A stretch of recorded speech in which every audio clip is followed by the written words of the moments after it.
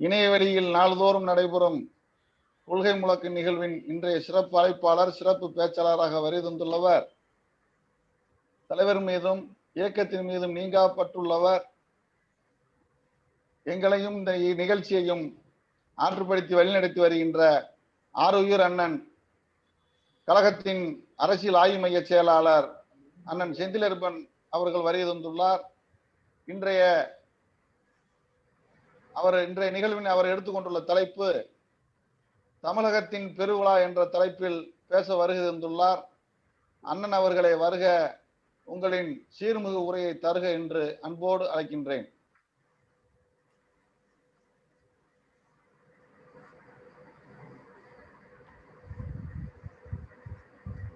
மறுமலர்ச்சி திராவிட முன்னேற்ற கழகத்தின் இணைய வழி கொள்கை முழக்க 125வது நாளில் இந்த நிகழ்வை மிக சிறப்போடு தொடர்ந்து ஒருங்கிணைத்து நடத்தி கொண்டிருக்கின்ற தேனி மாவட்ட மாணவரணி அமைப்பாளர் அன்புக்குரிய தம்பி கமலக்கண்ணன் அவர்களே, அவரோடு இணைந்து இந்த கொள்கை வழி இணைய வழி நிகழ்ச்சியை மிக சிறப்போடு தொடர்ச்சியாக நடத்தி கொண்டிருக்கின்ற அறுவை தோழர்கள், கழகத்தின் தேர்தல் பணிக்குழு மாநில துணை செயலாளர் எனது அன்புக்குரிய ஜானகி ராஜா அவர்களே, செங்கை வடக்கு மாவட்ட மாணவரணி அமைப்பாளர், கழக வரலாற்றில் நடைபெற்ற காலனி கூட்டங்களை எல்லாம் நடத்தியவர் என்கிற பெயரை பெற இருக்கின்ற அன்பு தம்பி கோபிநாத் அவர்களே, தொடர்ந்து இந்த நிகழ்ச்சிக்கு ஒத்துழைப்பு நல்கி கொண்டிருக்கின்ற திருச்சி மாநகர் மாவட்ட பொறியாளர் அணி அமைப்பாளர் எனது அன்புக்குரிய தோழர் ஸ்டீவன் சுரேஷ்குமார் அவர்களே, வேலூர் மாநகர பொறுப்புக்குழு உறுப்பினரும்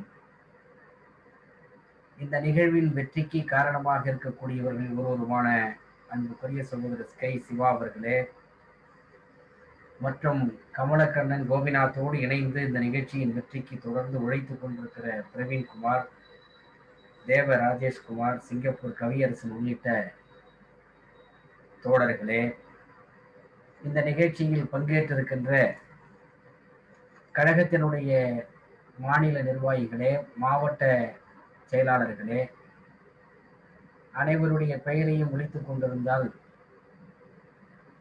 என்னுடைய நேரம் போய்விடுங்கிற காரணத்தினாலே அனைவருக்கும் காலத்தின் அருமைப்பாடு கருதி என்னுடைய வணக்கத்தை முதற்கண் தெரிவித்துக் கொள்கிறேன். மறுமலர்ச்சி திராவிட முன்னேற்ற கழகத்தினுடைய வரலாற்றில் இந்த காணொளி வழியாக நடைபெறுகிற இந்த கொள்கை முழக்கம் இன்றைக்கு 125வது நாளாக நடத்தி கொண்டிருக்கின்றோம். கொரோனா கொடுந்துயர் காலத்தில் மறுமலர்ச்சி திராவிட முன்னேற்ற கழக பாசறை சோம்பி கிடக்கவில்லை.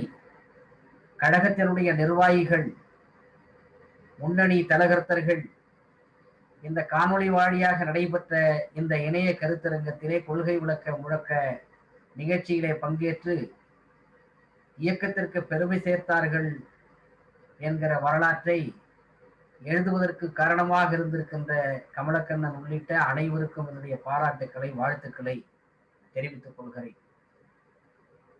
ஒரு நிகழ்ச்சியை இந்த அளவுக்கு தொடர்ந்து பல்வேறு இடையூறுகளுக்கு மத்தியிலே நடத்துவது என்பது அவ்வளவு எளிதான காரியம் அல்ல. தொடர்ச்சியாக இடையறாமல் சலிப்பின்றி அயர்வின்றி இதை தொடர்ந்து நடத்தி கொண்டிருக்கின்றீர்கள். இவையெல்லாம் இந்த இயக்கத்திற்கு ஏதாவது ஒரு வகையிலே பயன்பட வேண்டும் என்கிற நோக்கத்தோடு இதிலே பல்வேறு தோழர்களும் தங்களை இணைத்துக் கொண்டிருக்கிறார்கள். அவர்களுக்கெல்லாம் இந்த நேரத்திலே தனித்தனியாக என்னுடைய பாராட்டுக்களை தெரிவிக்க முடியாவிட்டாலும் இந்த நிகழ்ச்சியின் வாயிலாக நான் தெரிவித்துக் கொள்கிறேன். இன்றைக்கு நவம்பர் 1 நாள், தமிழ்நாடு கொண்டாடப்பட வேண்டிய நாள் என்று நம்முடைய அருமை தலைவர், லட்சிய தலைவர் புரட்சி புயல் வைகோ அவர்கள் இன்றைக்கு அறிக்கை தந்திருக்கிறார்கள். நவம்பர் 1ஆம் தேதி தமிழ்நாடு நாள் என்று கொண்டாடப்பட வேண்டும். அதற்கான காரணங்களையும் தன்னுடைய அறிக்கையிலே தலைவர் அவர்கள் சுட்டிக்காட்டியிருக்கின்றார்கள். 1956 நவம்பர் 1ஆம் தேதிதான் தமிழர் தாயகமாக, தமிழ் மொழி பேசுகிற மக்களுக்கான ஒரு தாயகமாக, தமிழ் மாநிலமாக நம்முடைய தமிழ்நாடு உருவாவதற்கு அடித்தளம் அமைக்கப்பட்டு நாடு விடுதலை அடைந்ததற்கு பிறகு சென்னை மாநிலம் என்று அன்றைக்கு அழைக்கப்பட்டாலும் கூட மொழிவாரி மாநிலமாக பிரிக்கப்பட்ட நாள் இந்த நாள், நவம்பர் 1ஆம் தேதி. 1956 என்று சொன்னால் ஏறத்தாழ இன்றைக்கு 64 ஆண்டுகள் ஆகியிருக்கின்றன. இந்த விழாவை மிக சிறப்போடு கொண்டாட வேண்டும் என்று குறிப்பிட்ட அதே நேரத்தில் நாம் எதையெல்லாம் இந்த மொழிவாரி மாநிலங்களாக பிரிக்கப்பட்ட நேரத்திலே தமிழ்நாடு இழந்திருக்கிறது என்பதையும் நம்முடைய தலைவர் அவர்கள் தன்னுடைய அறிக்கையிலே சுட்டிக்காட்டியிருக்கிறார்கள். மொழிவாரி மாநிலம் அமைக்கப்பட வேண்டும் என்கிற கோரிக்கை எப்போது எழுந்தது? வெள்ளைக்காரன் காலத்திலே மொழிவாரி மாநிலங்கள் அமைக்கப்பட வேண்டும் என்று எழுப்பப்பட்ட கோரிக்கைகளுக்கு ஆங்கிலேய அரசாங்கம் எந்த வகையிலே அதற்கெல்லாம் அவர்கள் தங்கள் சட்டங்களின் மூலமாக இந்த நாட்டை நிர்வகிக்கிற பொழுது என்னென்ன செய்தார்கள்?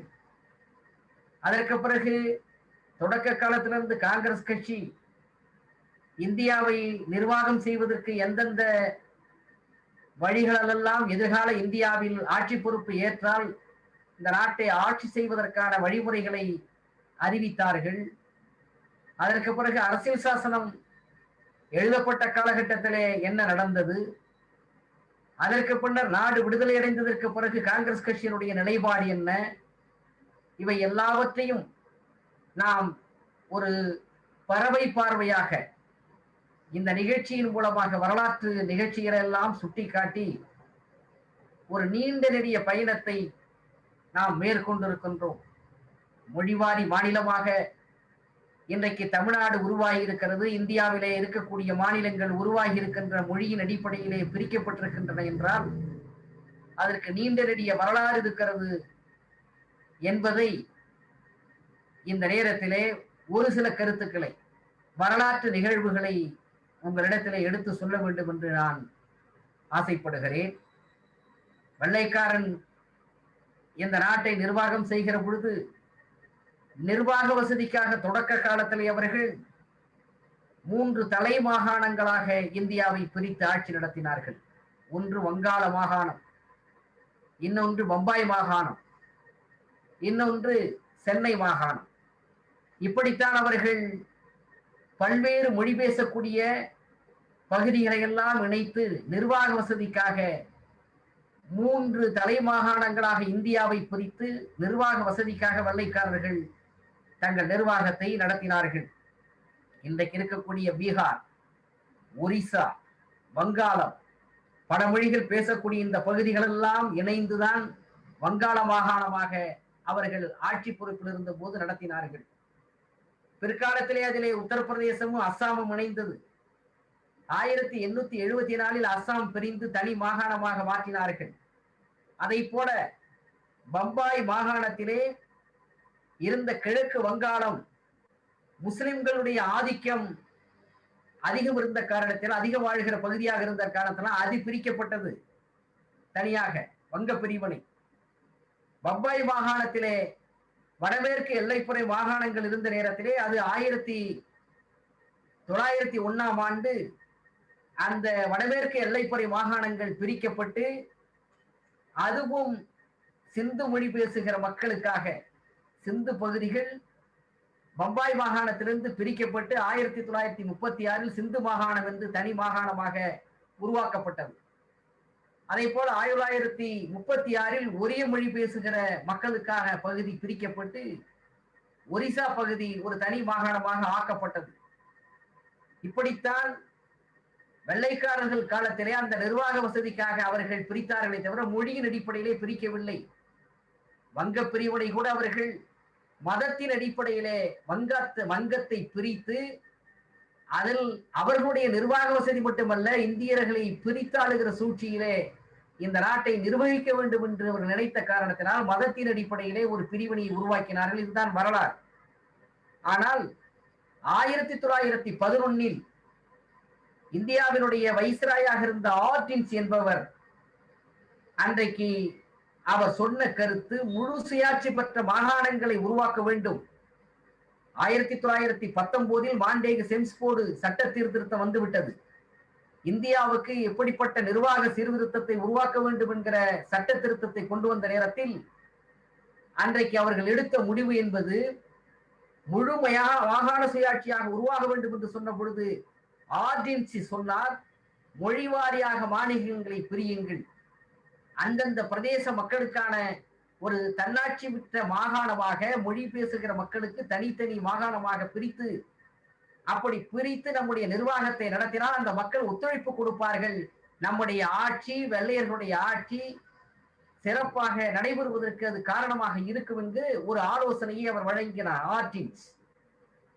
அதற்கு பிறகு இந்திய மத்திய சட்டசபையில், இம்பீரியல் அசம்பிளி என்று சொல்லப்படுகிற நாடாளுமன்றத்தில், இன்றைக்கு வெள்ளைக்காரர்கள் காலத்தில் இருந்த மத்திய சட்டசபையில் 1918 பிப்ரவரி திங்களில் ஆந்திராவை சேர்ந்த உறுப்பினர் PN சர்மா அவர் ஒரு தீர்மானத்தை கொண்டு வந்து, அந்த தீர்மானத்தில் ஆந்திர பகுதி தெலுங்கு பேசுகிற மக்களுக்கான ஒரு தனி பகுதியாக ஆந்திர மாநிலத்தை உருவாக்க வேண்டும் என்கிற ஒரு தீர்மானத்தை 1918 மத்திய அசம்பிளிலே கொண்டு வருகிறார்.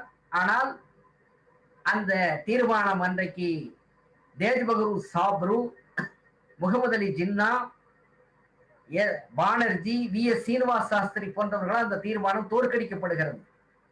அதற்கு பிறகு 2 ஆண்டுகள் கழித்து 1920 பிப்ரவரி மாதம் ஒரிய மொழி பேசும் மக்களுக்காக ஒரு ஒரிய மாநிலத்தை உருவாக்க வேண்டும் என்று சச்சிதானந்த சின்ஹா என்பவர் அதே மத்திய சட்டசபையிலே ஒரு தீர்மானத்தை கொண்டு வருகிறார். அந்த தீர்மானம் ஏற்றுக்கொள்ளப்படுகிறது. இதற்கு பிறகுதான் இங்கிலாந்திலிருந்து ரவுண்ட் டேபிள் குரூப் என்று சொல்லப்படுகிற வட்டமேசை குழு, அது இந்தியாவை ஆளுகிற ஆட்சியாளர்களுக்கு, ஆங்கிலேயர்களுக்கு ஆலோசனை வழங்குகிற ஒரு குழு,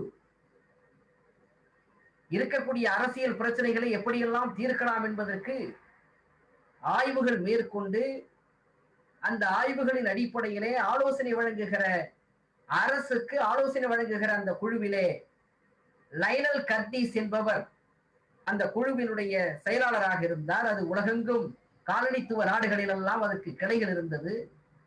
வெள்ளை ஏகாதிபத்தியம் எங்கெல்லாம் இருந்ததோ அங்கெல்லாம் அதற்கான கிளைகள் உருவாக்கப்பட்டு இருந்த நேரத்தில் அந்த லைனல் கர்டிஸ் என்பவர் தான் இந்தியாவுக்கு வந்து இந்தியாவினுடைய அரசியல் நடைமுறைகளை எல்லாம் பார்த்துவிட்டு அவர் ஆலோசனை சொல்லுகிற பொழுது சொன்னார், ஒரு குடியரசு அமைப்பில் நீங்கள் மாகாணங்களை உருவாக்குகிற பொழுது அந்த மாகாணங்கள் தன்னாட்சி மிக்கவையாக, அந்த பகுதி மக்களுக்கு பயன் தரப்பட்டதாக இருக்க வேண்டும் என்று சொன்னால் அந்தந்த பகுதிகள் பேசக்கூடிய மொழி அடிப்படையில், இன்னும் கூட அவர் சொன்னார் மத அடிப்படையிலும் மாகாணங்களை பிரிக்க வேண்டும்.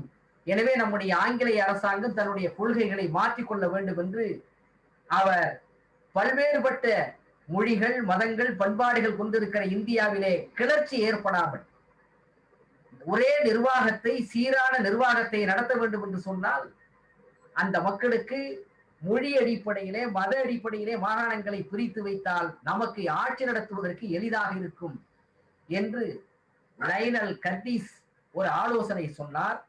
அந்த ஆலோசனையை அவர்கள் ஏற்றுக்கொண்டார்கள், வெள்ளைக்காரர்கள் ஏற்றுக்கொண்டார்கள்.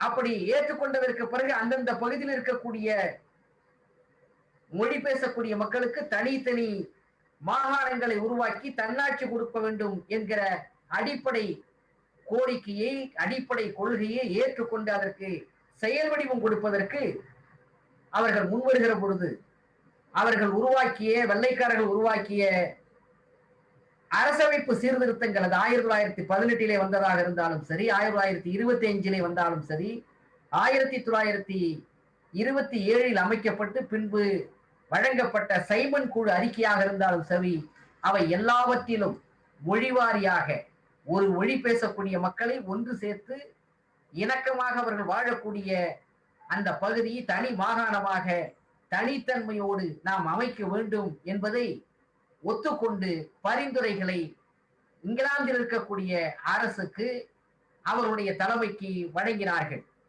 வட்டமேசை மாநாடுகள் நடைபெற்ற பொழுதெல்லாம் கூட அந்த வட்டமேசை மாநாட்டில் மொழிவாரி மாநிலங்கள் பிரிக்கப்பட வேண்டும் என்கிற கோரிக்கை எழுந்திருக்கிறது. முதல் வட்டமேசை மாநாடு 1930 நவம்பர் 12 நடைபெற்ற நேரத்தில் அந்த மாநாட்டில் பர்கலாகி மேடி அரசர் என்கிற ஒரிய மாநிலத்தைச் சேர்ந்தவர் ஒரிசா தனி மாநிலம் அமைக்கப்பட வேண்டியதை வலியுறுத்தி முதல் வட்டமேசை மாநாட்டிலே பேசுகிற பொழுது நாங்கள் தனித்துவமான அடையாளத்தை வைத்திருக்கிறோம், தனி பண்பாடு இருக்கிறது, தனித்துவமான வரலாறு இருக்கிறது, எனவே ஒரு மொழி ஒரு இனம் ஒரு மாநிலம் என்ற அடிப்படையிலே எங்களுக்கு ஒரு தனி மாகாணத்தை ஒரிசா மாநிலத்தை அமைத்துக் கொடுக்க வேண்டும் என்று அவர் பேசுகிறார்.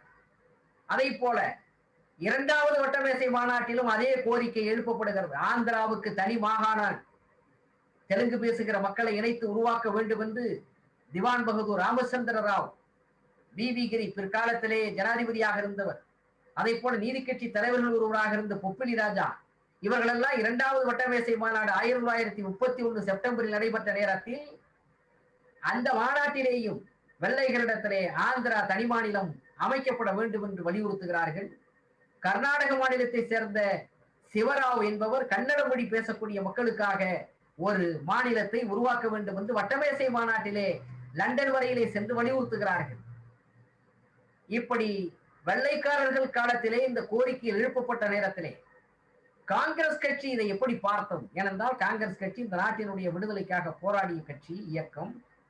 நாட்டு விடுதலை நடைபெற்றுக் கொண்டிருந்த காலத்திலே அந்த போராட்டம் உச்சக்கட்டத்தில் இருந்த நேரத்தில் மொழிவாரி மாநிலங்கள் அடிப்படையிலே அமைய வேண்டும், பிரிக்கப்பட வேண்டும் என்ற கோரிக்கை காங்கிரஸ் கட்சியினுடைய தலைவர்கள், குறிப்பாக பண்டித ஜவஹர்லால் நேரு உள்ளிட்ட தலைவர்கள் எப்படி பார்த்தார்கள், அதற்கு என்ன வரலாறு என்பதை நாம் இந்த நேரத்தில் பார்க்க வேண்டும். 1905ஆம் ஆண்டிலேயே காங்கிரஸ் கட்சி மொழிவாரியாக மாநிலங்களை பிரிப்பதற்கு ஆதரவு கொடுத்தது. 1906 தான் வங்க பிரிவினை, கர்சன் பிரிவு வங்க பிரிவினை செய்த போது ஒரு கிளர்ச்சி ஏற்பட்டது.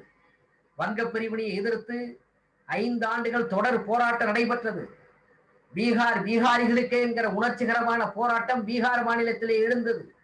அந்த உணர்ச்சி பூர்வமான கோரிக்கையை காங்கிரஸ் கட்சி ஆதரித்தது. 1909 காங்கிரஸ் கட்சி மாகாண அடிப்படையிலே தன்னுடைய கிளைகளை அமைத்த பொழுது பீகார் மாநில காங்கிரஸ், சிந்து மாநில காங்கிரஸ், ஆந்திர மாநில காங்கிரஸ் என்றதற்கு பெயர் சூட்டியது. அதுவரையிலே கிடையாது. அப்ப மொழியின் அடிப்படையிலே தங்கள் கிளைகளுக்கு பெயர் சூட்டின முதல் இந்த 3 மாகாணங்களிலே மட்டும், பீகார், சிந்து, அதை போல ஆந்திர மாநிலங்களுக்கு மட்டும் அந்த மொழியின் அடிப்படையிலே பிரதேச காங்கிரஸ் கமிட்டி என்று போட்டு மத்திய அமைப்பு பெயர் சூட்டி கிளைகளை அமைத்தது. 1920 நாக்பூர் நடந்த காங்கிரஸ் கட்சியினுடைய செயற்குழு மொழி அடிப்படையில் இந்திய மாகாணங்கள் பிரிக்கப்பட வேண்டும் என்று தீர்மானம் நிறைவேற்றியது மட்டுமல்ல, இந்தியா முழுவதும் இருந்த மாகாணங்களில் அந்தந்த மொழி அடிப்படையிலே மொழி வாரியாக காங்கிரஸ் கட்சியினுடைய அமைப்பை பிரகடனம் செய்தது. தமிழ்நாடு காங்கிரஸ் கமிட்டி, கேரள காங்கிரஸ் கமிட்டி என்று சொல்வதை போல, மகாராஷ்டிரா மராத்தி காங்கிரஸ் கமிட்டி என்று சொல்வதை போல அவர்கள் அதை ஒரு திட்டமாக அறிவித்தார்கள். அப்படி என்றால் என்ன நோக்கம்? மொழிவாரி மாநிலங்களை பிரிக்கப்பட வேண்டும் என்கிற கோரிக்கையிலே காங்கிரஸ் கட்சி உறுதியாக இருக்கிறது என்று வெளிக்காட்டுவதற்காக அப்படி அமைத்தார்கள். அதை போல நான் முதலிலே குறிப்பிட்டது போல சைமன் குழு வந்த போது கூட அந்த சைமன் குழு தன்னுடைய அறிக்கையிலே மொழிவாரி மாநிலங்களுக்காக பிரிவினை வேண்டும், பிரித்து தர வேண்டும் என்று 30 அது கொடுத்த பரிந்துரை அறிக்கையிலே சொன்னது. 1929 மோதிலால் நேரு தலைமையில், பண்டித நேரு அவர்களுடைய தகப்பனார் மோதிலால் நேரு தலைமையில் அமைக்கப்பட்ட குழு இந்தியாவுக்கான அரசியல் திட்டம் எதிர்காலத்தில் எப்படி இருக்க வேண்டும் என்பதை ஆய்வு நடத்துவதற்காக அமைக்கப்பட்ட அந்த குழு கொடுத்த ஒரு அறிக்கையில் மொழிவாரி மாநிலமாக இந்தியா பிரிக்கப்பட வேண்டும் என்கிற கோரிக்கையும் அதிலே அடங்கும். தொடர்ந்து வரலாற்றிலே பார்க்கிறோம். 1937 காங்கிரஸ் அன்றைக்கு ஆங்கிலேய அரசை வற்புறுத்தி தீர்மானம் போட்டது. தனி மொழிவாரி மாநிலங்கள் பிரிக்கப்பட வேண்டும் என்று 1938 காங்கிரஸ் கட்சியினுடைய செயற்குழு தீர்மானம் போட்டது. இப்படி 1927 45 வரையிலே எல்லா காங்கிரஸ் கட்சியினுடைய நிகழ்ச்சிகளிலும், காரிய கமிட்டிகளிலும், மாநாடுகளிலும் மொழிவாரி மாநிலங்களாக இந்தியாவை பிரிக்க வேண்டும் என்ற தீர்மானத்தை தொடர்ச்சியாக போட்டு வந்தார்கள். நாடு விடுதலையை நோக்கி போய்கொண்டிருக்கிறது. இந்தியா விடுதலை பெற்றுவிடும் என்ற சிந்தனை எழுந்து விட்டது. போராட்டம் அந்த வேகம் எந்த நேரத்திலேயும் இரண்டாவது உலக யுத்தத்திற்கு பிறகு எப்படியும் இந்தியா விடுதலை பெற்றுவிடும் என்ற நிலைமை ஏற்படுகிற பொழுது 45க்கு பிறகு காங்கிரஸ் கட்சியினுடைய அவர்களுடைய கொள்கையிலே தடுமாற்றம் ஏற்பட்டது. எந்த காங்கிரஸ் கட்சி அன்றைக்கு தொடர்ச்சியாக மாகாணங்களை பிரிக்கிற பொழுது மொழி அடிப்படையிலே பிரிக்க வேண்டும் என்று சொன்னதோ, அதே காங்கிரஸ் கட்சி 45க்கு பிறகு வலிமையான மாகாண அரசு வேண்டும், மத்திய அரசு வேண்டும், மாகாணங்களை மொழிவாரியாக பிரிக்க கூடாது என்பதை வலியுறுத்துகிற அளவுக்கு 1945 தேர்தல் அறிக்கையிலே முடிந்தால் மொழிவாரி மாநிலங்களாக பிரிக்கலாம் இந்தியாவை as far as possible என்று போட்டு அவர்கள் தேர்தல் அறிக்கையை வெளியிட்டார்கள். அப்ப 1927 45 வரையில அவர்கள் பேசியது ஒரு மிகப்பெரிய தடுமாற்றத்திற்கு உள்ளாக்கப்பட்டது. 47 நாட்டுக்கு விடுதலை ஆகிறது. விடுதலை ஆனதற்கு பிறகு இந்தியாவினுடைய அரசியல் சாசனத்தை எழுதுவதற்கு அரசியல் நிர்ணய சபை அமைக்கப்படுகிறது. பண்டித நேரு எப்படி சொல்லுகிறார், இந்தியா விடுதலை பெற்றதற்கு பிறகு அவர் இடத்துல கேட்கிற நேரத்திலே சொல்கிறார், 1947 நவம்பரிலே கடைசியிலே அவர் கேட்கிற பொழுது அவர் இடத்துல சொல்றார், இல்ல நாட்டு பாதுகாப்பு தான் முக்கியம், ஒரு வலிமையான நாடாக இந்தியாவை உருவாக்க வேண்டும், அதற்கு தான் காங்கிரஸ் கட்சி முக்கியத்துவம் கொடுக்க போகிறது, நாங்கள் பிரிக்க முடியாது, மொழிவாரியாக பிரிப்பதற்கான கோரிக்கையை இப்பொழுது பரிசீலிக்க முடியாது என்று திட்டவட்டமாக சொல்கிறார். அவர்கள் மொழிவாரியாக பிரித்து விட்டால் இந்தியாவினுடைய ஒற்றுமை பாதிக்கப்படும் என்று அவர்கள் கருதுகிறார்கள். இந்தியா சிதறித்து போய்விடும். மொழிவாரி மாநிலங்கள் பிரிக்கப்படுகிற பொழுது, மொழி உணர்வு வருகிற பொழுது, ஒவ்வொரு தேசிய இனத்துக்கும் தன்னுடைய இன உரிமை, மொழி உரிமை, பண்பாட்டு உரிமை என்று தங்களுடைய அடையாளங்களை வெளிக்காட்டிக் கொள்ள வேண்டும் என்கிற உணர்வு ஏற்படுமானால் எதிர்காலத்திலே இந்தியா என்கிற அந்த ஒருமைப்பாடு என்பது உருவாக்க முடியாது என்பதை பண்டித ஜவஹர்லால் நேரு கூட, பாபு ராஜேந்திர பிரசாத், வல்லபாய் படேல், ராஜாஜி, இந்த தலைவர்கள் எல்லாம் அன்றைக்கு அந்த கருத்திலே இருந்தார்கள்.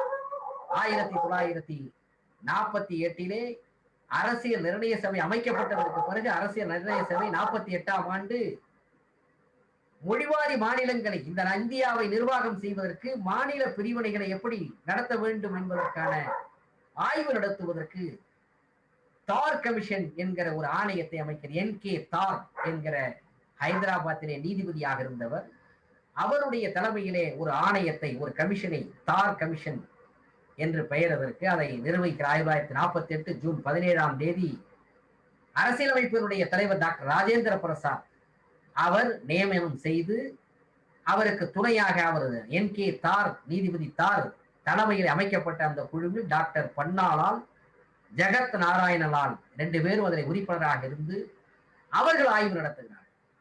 அவர்கள் இந்தியா முழுவதும் சென்று ஆய்வு நடத்தி அந்த தார் கமிஷன் 1948 டிசம்பர் மாதம் தன்னுடைய பரிந்துரை அறிக்கையை கொடுக்கிறது. என்ன கொடுக்கிறது தெரியுமா? இந்தியாவை மொழிவாரியாக பிரிக்க கூடாது. அப்படி பிரித்தால் பிரதேசங்கள் நாளைக்கு தனித்தனி மாகாணங்கள், தனித்தனி நாடுகளாக ஆவதற்கு எதிர்காலத்திலே வழி ஏற்பட்டுவிடும். எனவே இதை அனுமதிக்க கூடாது, இதை ஏற்றுக்கொள்ளக்கூடாது என்று சொல்லி தார் ஆணையம் நேரு போன்ற தலைவர்கள் என்ன விரும்பினார்களோ அந்த பரிந்துரையை கொடுக்கின்றோம். அந்த பரிந்துரையை அரசமைப்பு சட்டத்திலே சமர்ப்பித்த போது பாபு ராஜேந்திர பிரசாத் அதை குறித்து ஆய்வு நடத்துவதற்கு காங்கிரஸ் கட்சி, அன்றைக்கு அவர்கள் தானே அதில் இடம்பெற்றிருந்தார்கள், அது காங்கிரஸ் கட்சியின் முடிவு என்ன என்பதை கேட்பதற்காக 3 தலைவர்கள் அடங்கிய ஒரு குழுவை காங்கிரஸ் கட்சி அமைக்கிறது. அதற்கு பேரே JVP கமிட்டி என்று பெயர். பண்டித ஜவஹர்லால் நேரு, வல்லபாய் படேல், பட்டாபி சீதாராமையா, இந்த 3 பேர் கொண்ட ஒரு குழு, JVP குழு என்று அதற்கு பெயர். அவர்கள் இந்த தார் குழு கமிட்டி கொடுத்த அறிக்கையை ஆய்வு நடத்தி காங்கிரஸ் கட்சிக்கு அறிக்கை தாக்கல் செய்கிற பொழுது அவர்களும் என்ன சொல்கிறார்கள் என்றால், தார் ஆணையம் கொடுத்திருக்கக்கூடிய அறிக்கை முற்றிலும் சரியானது, இந்தியாவை மொழி மாநிலங்களாக பிரித்தால், மொழி வாரியாக பிரித்தால் எதிர்காலத்தில் இந்த ஒற்றுமை நீடிக்காது. இந்தியாவை அப்படி வழிநடத்த முடியாது. ஒரே நாடு என்று சொல்லுகிற பொழுது இந்தியர் என்கிற அந்த மனப்பான்மை என்பது ஒரு காலம் ஏற்படாது. எனவே அது நிராகரிக்கப்பட வேண்டும் என்று சொல்லி ஜேவிபி கமிட்டியும் அறிக்கை கொடுக்கிறது. அது அந்த அறிக்கை ஜேவிபி கமிட்டி என்று சொல்லப்படுகிற இந்த 3 தலைவர்கள் ஜவஹர்லால் நேரு, வல்லபாய் படேல், பட்டாபி சீதாராமையா கொடுத்த அறிக்கைக்கு பிறகுதான் இந்தியா முழுவதும் மொழிவழி மாநிலங்கள் பிரிக்கப்பட வேண்டும் என்கிற உணர்வு இன்னும் மேலோங்குகிறது. நாடு விடுதலை அடைந்து விட்டது. வெள்ளைக்காரன் காலத்திலிருந்து காங்கிரஸ் கட்சி அன்றைக்கு ஆட்சி பொறுப்புக்கு நாங்கள் வந்தால் மொழிவாரியாக இந்தியாவை பிரிப்போம் என்று சொன்னவர்கள், மொழிவாரி மாநிலங்கள் பிரிக்கப்பட வேண்டும் என்று அதுவரையிலே சொல்லி வந்த பண்டித ஜவஹர்லால் நேரு பிரதமர் ஆனதற்கு பிறகு அரசியலமைப்பு சட்டத்திலே உருவாக்குவதற்கு அரசியலமைப்பு எழுதப்படுகிற நேரத்திலே, அம்பேத்கர் தலைமையில் எழுதப்படுகிற நேரத்திலே மொழிவாரி மாநிலங்களை பிரிக்க வேண்டும் என்கிற கோரிக்கை விடுகிற போது அதை காங்கிரஸ் கட்சி முற்றாக நிராகரித்த நேரத்திலே இந்தியா முழுவதும் பல்வேறு தேசிய இனங்கள் மத்தியில் மொழிவாரி மாநிலங்கள் அமைக்கப்பட வேண்டும் என்கிற சிந்தனை கருத்தோட்டம் மேலோங்குகிற நேரத்திலேதான் 1952 அக்டோபர் 19 இங்கே சென்னை ஆந்திரா பகுதிகளும் இணைந்திருந்த சென்னை மாகாணத்திலே பொட்டி ஸ்ரீராமுலு இங்கே சென்னையிலே இருந்து உண்ணாவிரதத்தை தொடங்குகிறார். அவர் ஆந்திரக்காரர், காங்கிரஸ் கட்சியை சேர்ந்தவர், நாட்டு விடுதலைக்காக விடுதலை போராட்டத்திலே பங்கேற்றவர்.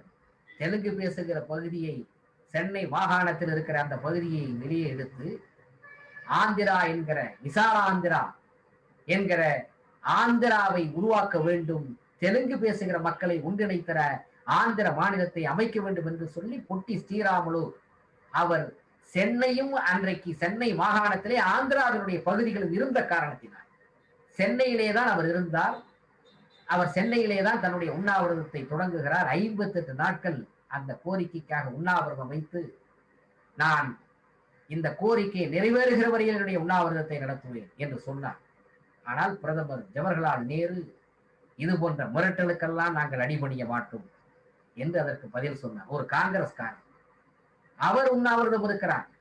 ஆனால் அது ஏற்றுக்கொள்ளப்படாத காரணத்தினால் 1952 டிசம்பர் 16 அவர் உயிர் நீக்கிறார். 58 நாட்கள் உண்ணாநோன்பு இருந்து இறந்து போகிறார். அவருடைய இறப்பு, அவருடைய மறைவு ஆந்திராவிலே மிகப்பெரிய கிளர்ச்சியை ஏற்படுத்துகிறது, வன்முறையாக மாறுகிறது.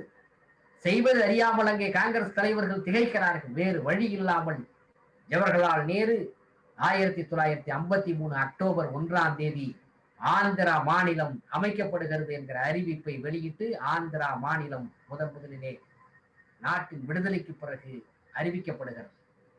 1953 அக்டோபர் 1 அதற்கு பொட்டி ஸ்ரீராமுலு அவர் கொடுத்த அவருடைய உயிர் தியாகம்தான் ஆந்திரா என்கிற மாநிலத்தை உருவாக்குவதற்கு காரணமாக இருந்தது. ஆந்திர மாநிலம் உருவானதற்கு பிறகு என்ன நிலைமை ஏற்படும்? ஆந்திர மாநிலம் தெலுங்கு பேசுகிற மக்களுக்கான ஒரு மாநிலம் உருவாகிவிட்டதல்லவா? அதற்கு பிறகு மற்ற தேசிய இனங்கள், அது மராட்டிய தேசியனாக இருந்தாலும் சரி, ஒரே தேசிய இனமாக இருந்தாலும் சரி, நம்முடைய தமிழ் தேசிய இனமாக இருந்தாலும் சரி, அதே போல கன்னடர்களாக இருந்தாலும் சரி, எங்களுக்கும் மொழிவாரி மாநிலம் பிரிக்கப்பட வேண்டும் என்ற கோரிக்கைகள் எழுந்த நேரத்திலே, மொழிவாரி மாநிலங்கள் கிளர்ச்சி ஏற்பட்ட நேரத்திலே மத்திய அரசு, நேருவினுடைய அரசு 1953 டிசம்பரில் ஸ்டேட் ரீஆர்கனைசேஷன் கமிஷன் என்கிற மாநில திருத்தக்குழு என்கிற ஒரு ஆணையத்தை அமைக்கிறது. மாநிலங்களை மறுசீரமைத்து பெறுவதற்கான ஒரு ஆணையத்தை அமைக்கிறது. அதற்கு தலைவராக ஒரிசா மாநிலத்தினுடைய ஆளுநராகவும் அதற்கு முன்பு நீதிபதியாக பணியாற்றி ஓய்வு பெற்றவருமான ஃபசல் அலி அவருடைய தலைமையிலே அமைக்கப்பட்ட அந்த குழுவில் ஸ்டேட் ரீஆர்கனைசேஷன் கமிஷன் மாநில திருத்த ஆணையத்திற்கு தலைவராக ஃபசல் அலியும் உறுப்பினராக 2 பேர். அதிலே ஒருவர் இருதயராஜ் குன்ஸ்ரு என்பவர் மாநிலங்களவை எம்பியாக இருந்தவர். அவரையும் எகிப்து நாட்டில் இந்தியாவினுடைய தூதுவராக இருந்த KM பணிக்கர் மலையாளி, அவரையும் சேர்த்து ஃபசல் அலி குழு அமைக்கப்படுகிறது. சர்தார் KM பணிக்கர் இந்த 3 பேர் கொண்ட குழு, ஃபசல் அலி தலைமையில் அமைக்கப்பட்ட இந்த குழு 1953 டிசம்பரில் அமைக்கப்படுகிறது. அந்த குழு இந்தியா முழுவதும் அவர்களும் பிரயாணம் செய்து, அவர்களும் என்ன செய்வார்கள், அவர்கள் பிரயாணம் செய்து அவர்களும் என்ன சொல்வார்கள் என்று சொன்னால், என்ன விரும்புகிறதோ மத்திய சர்க்கார் அதைத்தான் சொல்வார்கள். அந்த குழுவும் முடியாது, இந்தியாவை மொழிவாரி மாநிலங்களாக பிரித்தால் நாட்டுக்கு ஆபத்து, இது ஏற்றுக்கொள்ளத்தக்க கோரிக்கை அல்ல, இது ஏற்றுக்கொள்ள முடியாது என்கிற அடிப்படையிலே தான் அவர்கள் முடிவுக்கு வருகிறார்கள். சென்னைக்கு வந்த நேரத்திலே அந்த குழு, ஃபசல் அலி குழு வந்த நேரத்திலே அந்த குழுவுக்கு முன்னால் 1954 மே 13 திராவிட முன்னேற்ற கழகத்தின் சார்பில் பேரறிஞர் அண்ணா அவர்கள் அன்றைக்கு கட்சியினுடைய சார்பில் டாக்டர் நாவலர் அவர்களையும், KA மதியழகன், EVK சம்பத், சட்டமன்ற உறுப்பினராக இருந்து திமுக ஆதரவாளராக இருந்த கோவிந்தசாமி அவர்களையும் ஃபசல் அலி குழுவுக்கு அனுப்பி வைக்கிறார்கள். அந்த குழுவை சந்தித்து திராவிட முன்னேற்ற கழகத்தின் சார்பில் ஃபசல் அலி குழுவுக்கு கோரிக்கை மனுவை கழகத்தின் சார்பில் அன்றைக்கு பேரறிஞர் அண்ணா அவர்கள் அனுப்பி வைக்கிறார்கள். அந்த கோரிக்கையில் மிக தெளிவாக ஃபசல் அலி குழுவுக்கு முன்னாலே திராவிட முன்னேற்ற கழகம் அளித்திருக்கிற அந்த கோரிக்கை மனு வரலாற்றின் பொன்னேடுகளால் பொறிக்கப்பட வேண்டியது. எவ்வளவு தெளிந்த சிந்தனை திராவிட முன்னேற்ற கழகத்தில் பேரறிஞர் அண்ணா அவர்கள் தலைமையிலே அன்றைக்கு இருந்தது என்பதற்கு அன்றைக்கு ஃபசல் அலி குழுவுக்கு நாம் கொடுத்த, திமுக கொடுத்த அந்த அறிக்கையை நாம் பார்க்கலாம். அதிலே சொல்லுகிறார்கள், வெள்ளைக்காரன் காலத்திலே வலிமையான இந்தியா வேண்டும் என்று வெள்ளைக்காரன் கருதினான். ஆனால் இந்த நாட்டை, இந்த நாட்டு மக்களை அடக்கி ஒடுக்குவதற்காக அவருடைய ஆயுதங்களை பயன்படுத்தினார்கள். ஆனால் ஏக இந்தியா, இந்திய ஒருமைப்பாடு என்ற சொற்றொடர்களை, என்ற வார்த்தைகளை வைத்துக் கொண்டு அதே கொள்கையை இன்றைக்கு ஆட்சி பீடத்திற்கு வந்திருக்கக்கூடிய இந்த ஆட்சியாளர்கள் பின்பற்றக்கூடாது. மொழி வாரிலாக, மொழி அடிப்படையிலே அமைந்திருக்கிற இயற்கையான நில பரப்பு, ஒரு மொழி பேசுகிற மக்கள் ஒரு கூட்டமாக வாழுகிற பொழுது இயற்கையாக அமைந்திருக்கிற அந்த தேசிய இனத்துக்கு, அப்படி சேர்ந்து வாழக்கூடிய அந்த மக்களுக்கான அந்த நிலப்பரப்பு என்பதை அடையாளப்படுத்துகிற அளவுக்கு மொழிவாரி மாநிலத்தை அமைக்க வேண்டும். அப்படி அமைக்கிற பொழுது ஒரு சாரார் இன்னொரு சாரார் மீது ஆதிக்கம் செலுத்துவதற்கு இடம் தந்து விடக்கூடாது. அதை போல ஒரு மொழி பேசக்கூடிய மக்களினுடைய நிலப்பரப்பை இன்னொரு மொழி பேசுகிற மக்களிடத்திலே தாரை வார்த்து கொடுத்து விடக்கூடாது. எனவே எப்படி பார்த்தாலும் இன்றைக்கு சென்னை மாகாணத்திலே ஆந்திரா, தெலுங்கு மொழி பேசக்கூடியவர்கள் இருக்கிறார்கள், கன்னட மொழி பேசக்கூடியவர்கள் இருக்கிறார்கள், மலையாள மொழி பேசக்கூடியவர்கள் இருக்கிறார்கள்.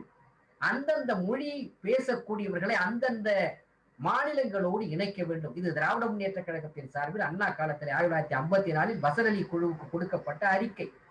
அதிலே சொல்லுகிறார்கள், இன்றைக்கு திருவிதாங்கூர், கொச்சி சமஸ்தானத்தில் இருக்கக்கூடிய நாஞ்சில் நாடு தமிழ் மொழி பேசக்கூடியவர்கள், குமரி உள்ளிட்ட பகுதிகள், அவையெல்லாம் நம்மோடு இணைக்க வேண்டும். திராவிட முன்னேற்ற கழகம் கொடுத்த அந்த இதில், அந்த அறிக்கையில் அவை தமிழ்நாட்டோடு, தமிழ் பேசுகிற மாநிலத்தோடு இணைக்க வேண்டும் என்று சொல்லிவிட்டு, எப்படி நாங்கள் தமிழ் பகுதிகள் தமிழ்நாட்டோடு சேர்க்க வேண்டும் என்று நாம் குரல் எழுப்புகிறோமோ அதை போல விசால ஆந்திரம் கேட்டு போராடுவது நியாயம், சம்யுக்த கர்நாடகம் கேட்டு போராடுகிறார்கள் அந்த மக்கள், அது நியாயம். அதை போல மலையாளிகள், மலையாள மொழி பேசக்கூடியவர்களை ஒன்றிணைத்து ஐக்கிய கேரளம் அமைக்க வேண்டும் என்று போராடுகிறார்களே, அது நியாயமான கோரிக்கை. அந்த கோரிக்கைகளை திராவிட முன்னேற்ற கழகம் ஆதரிக்கிறது. அதே போலதான் நாங்களும் தமிழ் மொழி பேசக்கூடிய மக்கள் இணைந்திருக்கிற உண்மையான ஒரு மொழிவாரி மாநிலமாக அமைக்கப்பட வேண்டும் என்பதை நாங்கள் ஏற்றுக்கொண்டிருக்கிறோம், திராவிட முன்னேற்ற கழகம் வலியுறுத்துகிறது என்று சொல்லிவிட்டு, மொழிவாரியாக மாநிலங்களை பிரிப்பது மட்டுமல்ல, அந்த மாநிலங்களுக்கு உரிய அதிகாரத்தையும் வழங்குவதற்கு முன்வர வேண்டும் என்று இன்றைக்கு நாம் கேட்கிற அந்த மாநில சுயாட்சி, பேரறிஞர் அண்ணா அவர்கள் சட்டமன்றத்திலே முதலமைச்சராக இருந்து வலியுறுத்திய அந்த மாநில சுயாட்சி கோரிக்கையை 1954 ஆண்டிலேயே ஃபசல் அலி குழு வந்த நேரத்திலே அந்த குழுவுக்கு கொடுத்த அறிக்கையிலே பரிந்துரை செய்ய வேண்டும், மாநிலங்களுக்கு அதிகாரங்கள் கொடுக்க வேண்டும், மொழி பிரிவினை மட்டுமல்ல, அதிக அதிகாரங்களை வழங்குவதற்கான ஏற்பாடு செய்ய வேண்டும் என்று சொல்லி அந்த பசலி குழுவுக்கு கொடுத்த அறிக்கையில திராவிட முன்னேற்ற கழகம் மிக தெளிவாக குறிப்பிட்டது. அதற்கு பிறகு இந்தியா முழுவதும் சுற்றுப்பயணம் செய்து இது போன்ற திமுக உள்ளிட்ட கட்சிகள், மாநில கட்சிகள் மற்றவர்கள் கொடுத்த அறிக்கைகளை எல்லாம் அவர்கள் பெற்றுக்கொண்டு டெல்லியிலே போய் உட்கார்ந்து கொண்டு 1955 செப்டம்பர் 30 அன்றைக்கு அவர்கள் அறிக்கையை தயார் செய்து பரிந்துரை அறிக்கையை அன்றைக்கு உள்துறை அமைச்சராக இருந்த பண்டித கோவிந்த வல்லப பந்த் அவரிடத்தில் ஒப்படைக்கிறார்கள். அன்று மாலையே பிரதமர் பண்டித ஜவஹர்லால் நேரு அவர்கள் கரங்களிலே பசலி குழுவினுடைய அறிக்கை ஒப்படைக்கப்படுகிறது. அப்படி ஒப்படைக்கப்பட்டதற்கு பிறகு அந்த அறிக்கையிலே தெரிவிக்கப்பட்டிருக்கிற விஷயங்களை எல்லாம் பார்த்தால் நமக்கு கடும் கோபம் வந்துவிடும். ஏனென்று சொன்னால் அதிலே கொடுக்கப்பட்டிருக்கின்ற கோரிக்கை என்ன பரிந்துரையை அன்றைக்கு தார் ஆணையம், தார் கமிஷன் 1948 சொன்னதோ அதே விஷயங்களை பசலி கமிட்டியும் அறிக்கையிலே கொடுக்கிறது. ஆனால் மிக சமயோகிதமாக அவர்கள் ஒத்துக்கொண்டார்கள். மொழிவாரியாக மாநிலங்களை பிரிக்க வேண்டும் என்று சொன்னார்கள். ஆனால் மொழிவாரி மாநிலங்களை அமைக்க வேண்டும் என்று அவர்கள் அந்த குழுவை அமைத்த பொழுது அறிக்கை கொடுக்கவில்லை. மத்திய அரசு அமைத்ததே ஸ்டேட் ரீஆர்கனைசேஷன் கமிஷன் தான். அது மொழி அடிப்படையில லிங்குஸ்டிக் ஸ்டேட் உருவாக்குவதற்கு என்று சொல்லவில்லை. எனவே அவர்கள் அப்பொழுது கூட நிர்வாக வசதிக்காகத்தான் பிரிக்கப்பட வேண்டும் என்று தங்களுடைய அறிக்கையை தாக்கல் செய்தார்கள். அதிலே சென்னை மாகாணத்திலிருந்து ஆந்திரா தெலுங்கு மொழி பேசக்கூடியவர்கள், கர்நாடக மொழி பேசக்கூடியவர்கள், மலையாள மொழி பேசக்கூடிய பகுதிகள் எல்லாம் பிரிக்க வேண்டும்.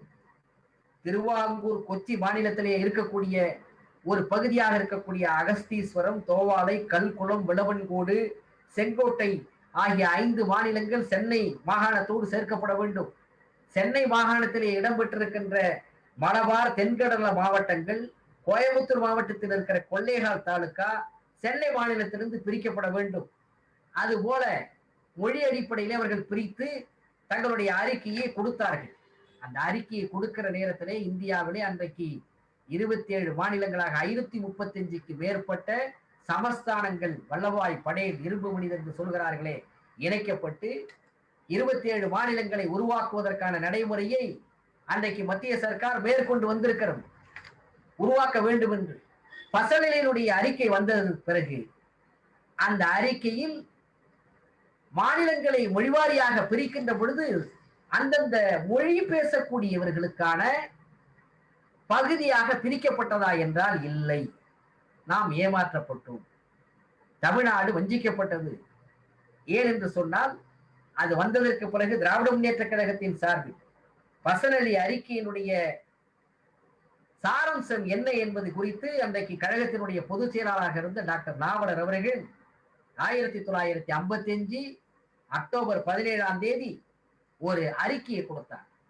புதிய மாநில அமைப்பு எப்படி இருக்க வேண்டும் என்று தமிழ்நாடு உள்ளிட்ட பல மொழி பேசக்கூடிய மக்கள் நினைத்தார்களோ அந்த அளவுக்கு நாமும் இன்றைக்கு அதை பார்க்கின்ற பொழுது அதிலே நாம் வஞ்சிக்கப்பட்டிருக்கின்றோம்.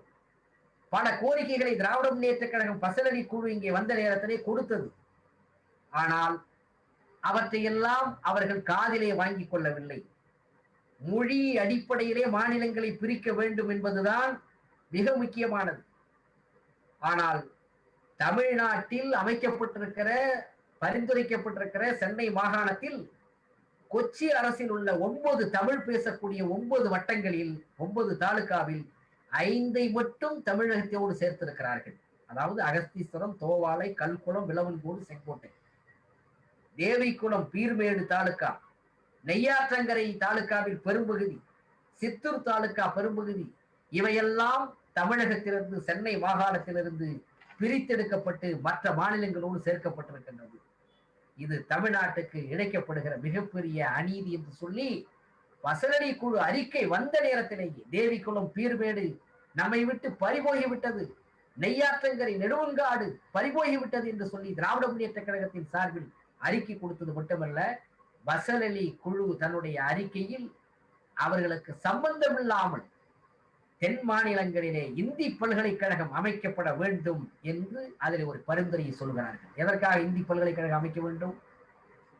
மொழிவாரி மாநிலங்கள் எப்படி பிரிக்க வேண்டும் என்பதைத்தான் உங்களை கேட்டார்களே தவிர அதற்கு நீங்கள் ஆலோசனை சொல்வதை விட்டுவிட்டு இந்தி பல்கலைக்கழகத்தை அமைக்க வேண்டும் என்கிற ஒரு கருத்தை அதிலே பசலடி குழு புகுத்த வேண்டிய அவசியம் உண்டு. இதை இந்தியாவிலேயே அந்த பசலடி குழுவிலே சொல்லப்பட்ட இந்த கருத்தை கடுமையாக எதிர்த்தது திராவிட முன்னேற்ற கழகம். அன்றைக்கு எதிர்த்து அந்த அறிக்கையிலே திராவிட முன்னேற்ற கழகத்தின் சார்பில் வெளியிடப்பட்ட அறிக்கையில் பேரறிஞர் அண்ணா அவர்கள் சுட்டிக்காட்டி இருக்கிறார்கள் தலையங்கத்திலே, நம் நாடு தலையங்கத்திலே. இது ஏற்றுக்கொள்ள முடியாது. அவன் சொல்றான், இன்றைக்கு மத்திய சர்க்கார் பிஜேபி அரசு எதை சொல்லுகிறோம், அவன் சொல்றான் இந்தி பல்கலைக்கழகத்தை இங்கே அமைக்க வேண்டும். தென்னகத்திலே இந்தி பல்கலைக்கழகம் அமைப்பதை போல வடநாட்டிலே தென்னாட்டு மக்கள் பேசக்கூடிய ஏதாவது ஒரு மொழி பெயராலே ஒரு பல்கலைக்கழகத்தை அமைக்க வேண்டும் என்று சொல்லி ஒப்புக்காக அது ஒரு அறிக்கையிலே சேர்த்திருக்கிறார். இவையெல்லாம் மாநில மறுசீரமைப்பு நடைபெற்ற நேரத்திலே டெல்லி சர்க்கார் அன்றைக்கு எப்படி நடந்து கொண்டது என்பதற்கான உதாரணங்கள். நாம் பாதிக்கப்பட்டோம், நம்முடைய பகுதிகளை அதில் இழந்திருக்கிறோம்.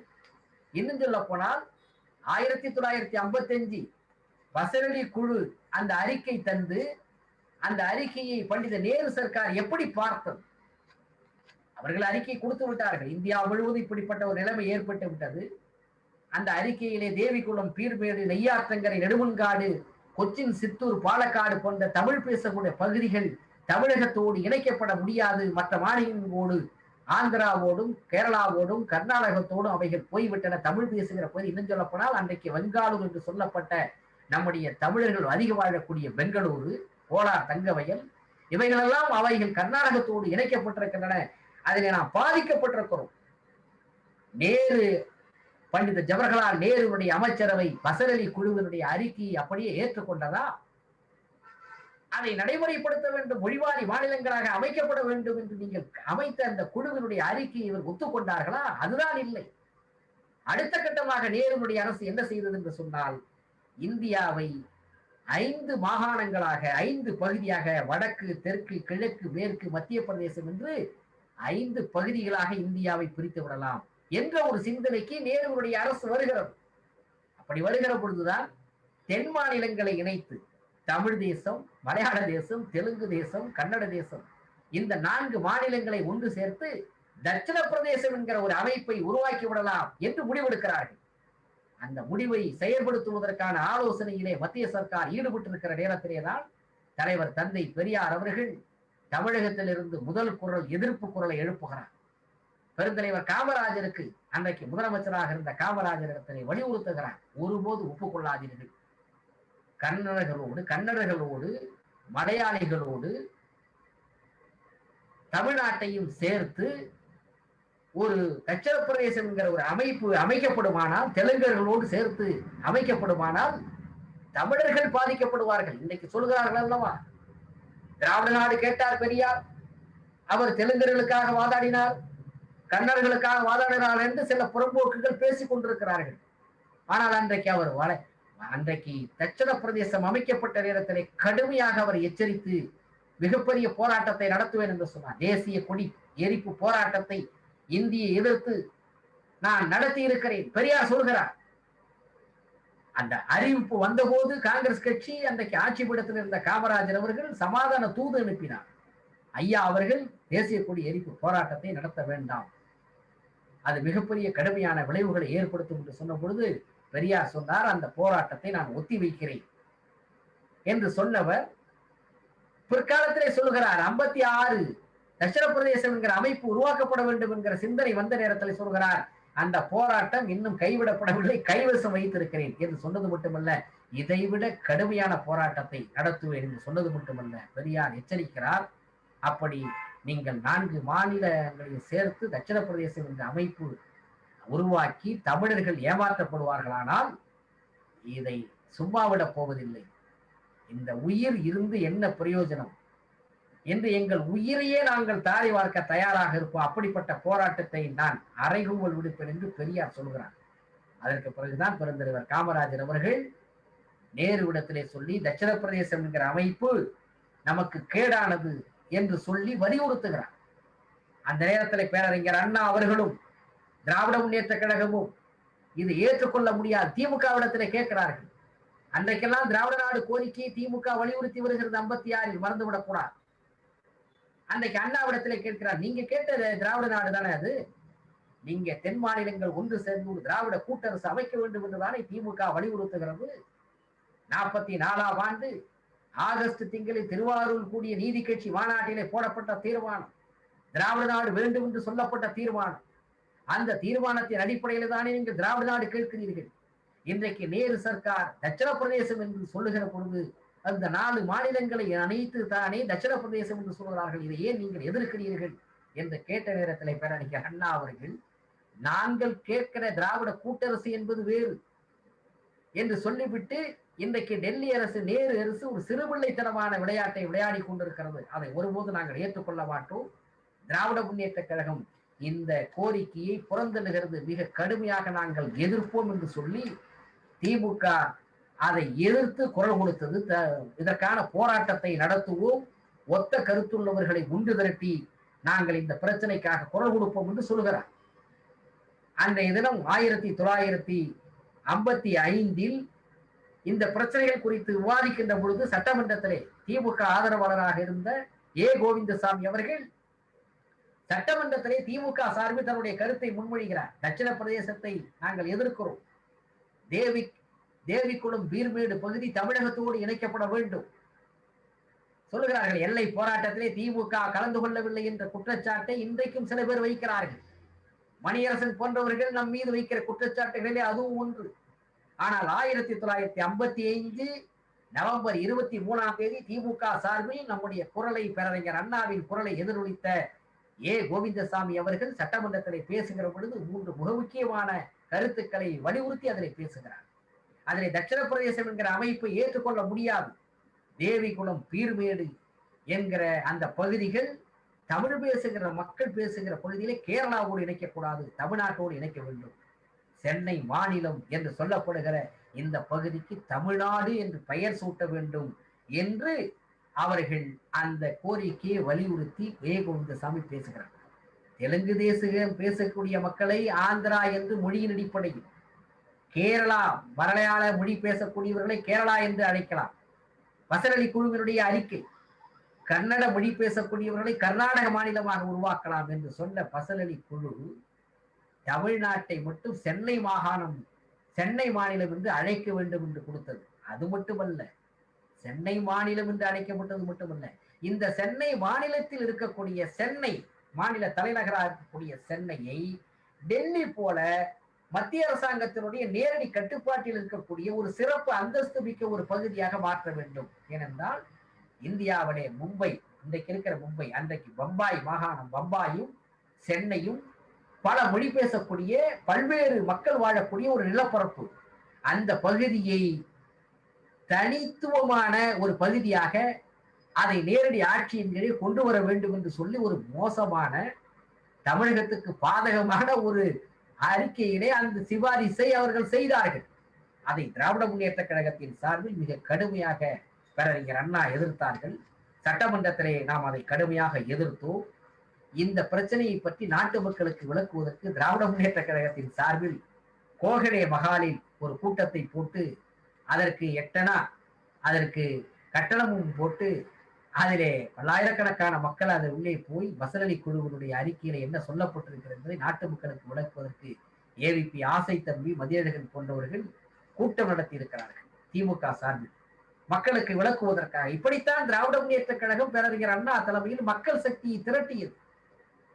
எந்த அளவுக்கு நாம் வஞ்சிக்கப்படுகிறோம், மொழிவாரி மாநிலம் அமைக்கப்படுகிற நேரத்திலே நாம் எந்த அளவுக்கு நாம் புறந்தள்ளப்படுகிறோம் என்கிற கருத்தை இன்றைக்கு விதைத்தது. அதற்கு பிறகுதான் தமிழ்நாடு சட்டமன்றத்திலே திராவிட முன்னேற்ற கழகத்தின் சார்பில் அவர்கள் எடுத்து சொன்னார்கள், இந்த நேரத்திலே ஒன்றை குறிப்பிட வேண்டும். நாம் இந்த போராட்டத்தை நடத்தி கொண்டிருக்கிற பொழுது தமிழ் பேசுகிற மக்கள் வாழக்கூடிய பகுதிகள் தமிழர்களோடு இணைக்க வேண்டும் என்று நாம் சொல்லுகிற பொழுது, திராவிட முன்னேற்ற கழகம் சொல்லுகிற பொழுது, தந்தை பெரியார் தட்சிண பிரதேசம் என்கிற அமைப்பை எதிர்க்கின்ற நேரத்திலே அங்கே தெற்கு பகுதியிலே கொச்சி சமஸ்தானத்தோடு திருவாங்கூர் சமஸ்தானத்தோடு இணைக்கப்பட்டிருக்கிற பகுதிகளை தமிழ் பகுதியோடு இணைக்க வேண்டும் என்று சொல்லி மார்ஷல் நேசமணி அவர்களுடைய தலைமையில் மிகப்பெரிய போராட்டம் அங்கே நடைபெற்றது. திருவாங்கூர் சமஸ்தானத்தினுடைய முதல்வராக அன்றைக்கு இருந்த தனித்துவமான அடையாளத்தோடு இருக்க வேண்டும் என்று விரும்பிய அவர் தமிழ்நாட்டோடு கன்னியாகுமரி மாவட்டத்தை சேர்க்கக்கூடாது, தமிழ்நாட்டோடு அந்த திருவாங்கூர் கொச்சி சமஸ்தானத்திலே நான் முதலிலே சொன்ன அந்த 5 தாலுகாக்களை இணைக்கக்கூடாது என்று சொல்லி அங்கே மிகப்பெரிய அளவுக்கு பட்டம் தானு பிள்ளை துப்பாக்கி சூடு நடத்தி பல பேர் மடியக்கூடிய அளவுக்கு மிகப்பெரிய போராட்டம். அந்த போராட்டத்தை விளக்கினால் எல்லை போராட்டங்களை பற்றி 1 மணி நேரம் பேசலாம். அவ்வளவு பெரிய போராட்டத்தை இங்க மார்ஷல் நேசமணி போன்றவர்கள் நடத்தினார்கள். இதே நிலைமை இந்த மொழிவாரி மாநிலங்கள் பிரச்சனை நடைபெற்றுக் கொண்டிருக்கிற பொழுது அந்த நேரத்திலே தான் தமிழ்நாட்டிலே மிக முக்கியமான தலைவர்கள் மாப்போசி அவர்களோடு நாம் எவ்வளவோ கருத்து வேறுபாடு கொண்டிருக்கலாம். ஆனால் அன்றைக்கு மாப்போசி அவர்கள் 1956 ஜனவரியிலே தலைவர் தந்தை பெரியாரையும் பேரறிஞர் அண்ணா அவர்களையும் சென்னையிலே சந்தித்து அவரிடத்திலே நாம் எதிர்த்து போராட வேண்டும், தேவிகளும் பீர்மேடு பகுதி தமிழகத்தோடு இணைக்கப்பட வேண்டும், திருவாங்கூர் கொச்சி சமஸ்தானத்திலே இருக்கக்கூடிய தமிழ் பேசுகிற பகுதியில் நம்மோடு இணைக்கப்பட வேண்டும், அதை போல திருத்தணி சேர்க்கப்பட வேண்டும்.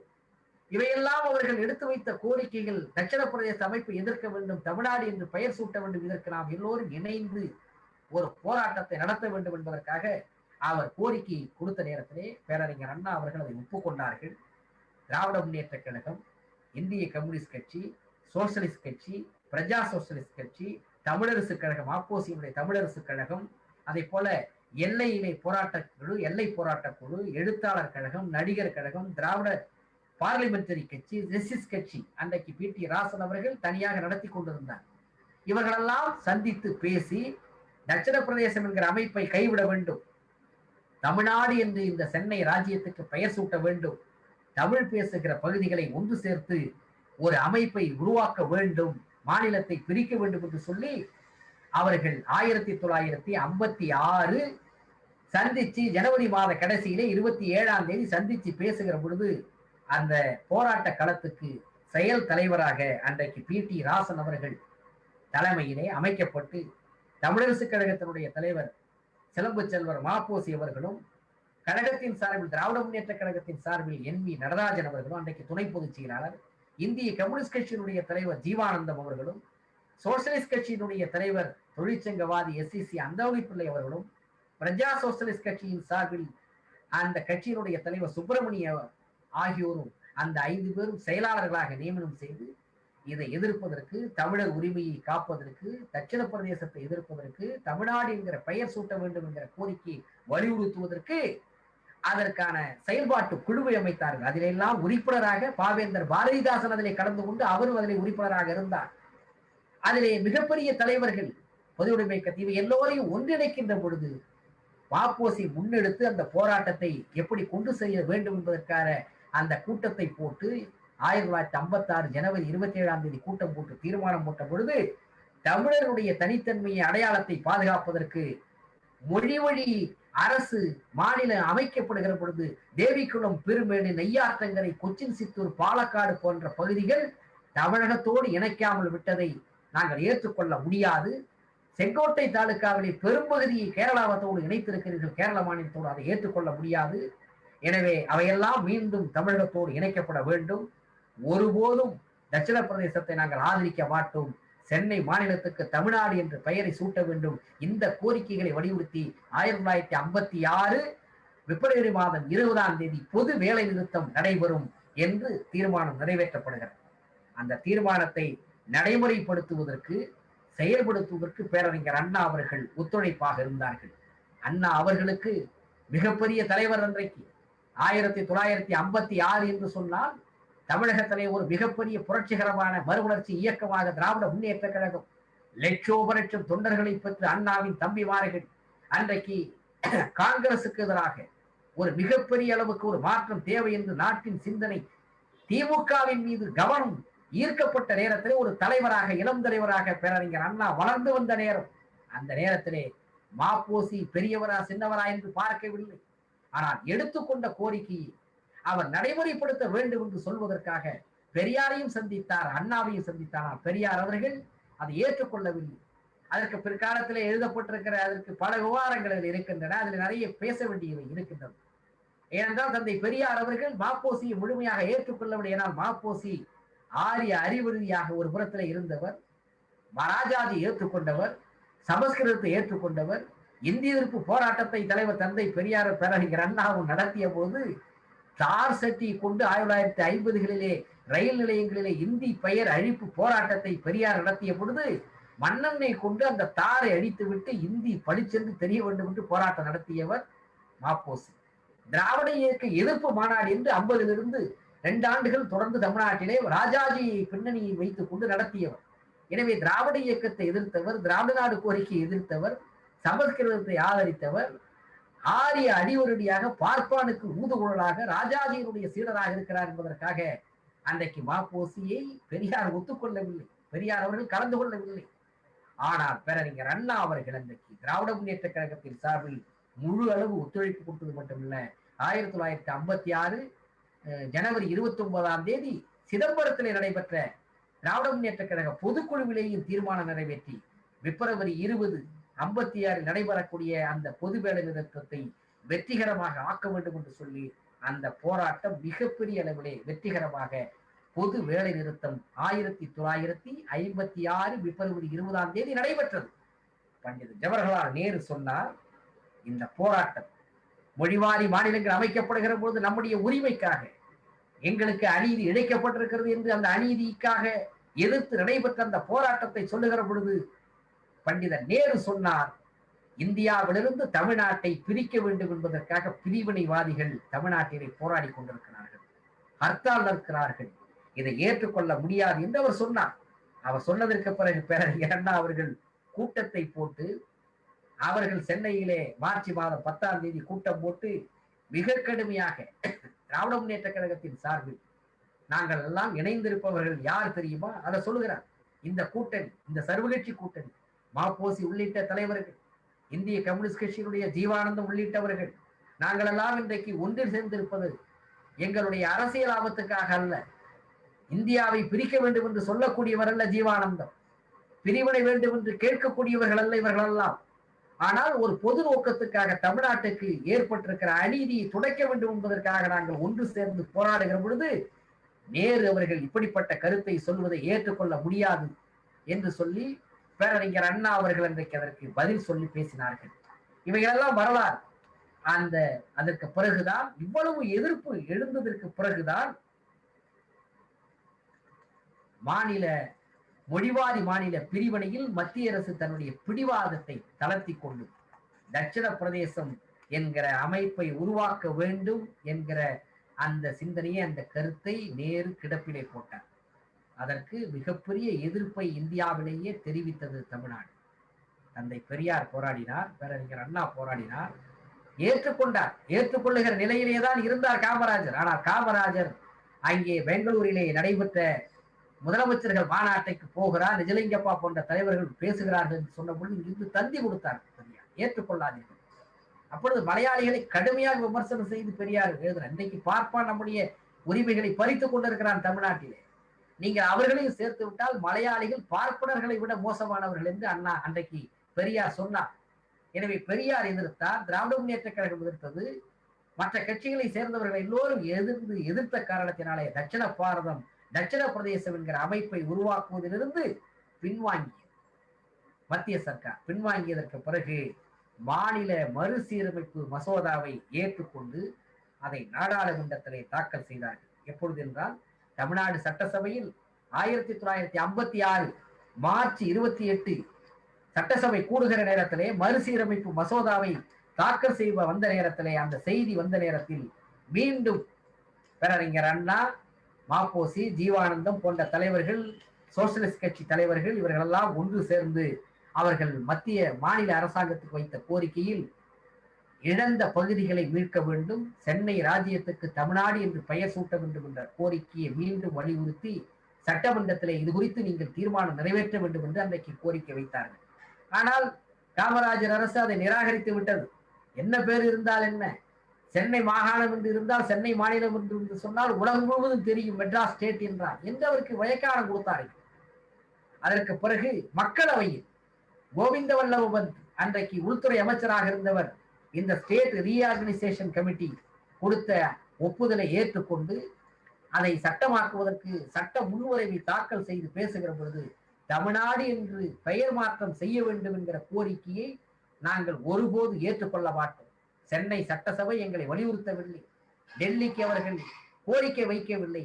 கோரிக்கை வைத்தாலும் மத்திய சர்க்கார் ஏற்றுக்கொள்ளாமல் என்ன தமிழ்நாடு என்று பெயர் சூட்டுவதற்கு முடியாது என்று சொல்லி விடுகிறார்கள். சொல்லிவிட்டு அவர்கள் ஒரு தீர்மானத்தை நிறைவேற்றி சட்டமாக்கி 1956 நவம்பர் 1 முதல் அன்றைக்கு இந்தியாவிலே மொழி அடிப்படையிலே 14 மாநிலங்கள் 6 யூனியன் பிரதேசங்கள் அமைக்கப்படுகின்றன என்கிற சட்டத்தை நிறைவேற்றி அமைத்து அதற்கு பிறகு 1956 நவம்பர் 1 தமிழ்நாடு சென்னை மாநிலம் என்ற பெயரிலே தமிழர்கள் தமிழ் மொழி பேசக்கூடியவர்கள் ஒன்றிணைந்திருக்கிற பகுதிகளாக சென்னை மாநிலம் அறிவிக்கப்பட்டது.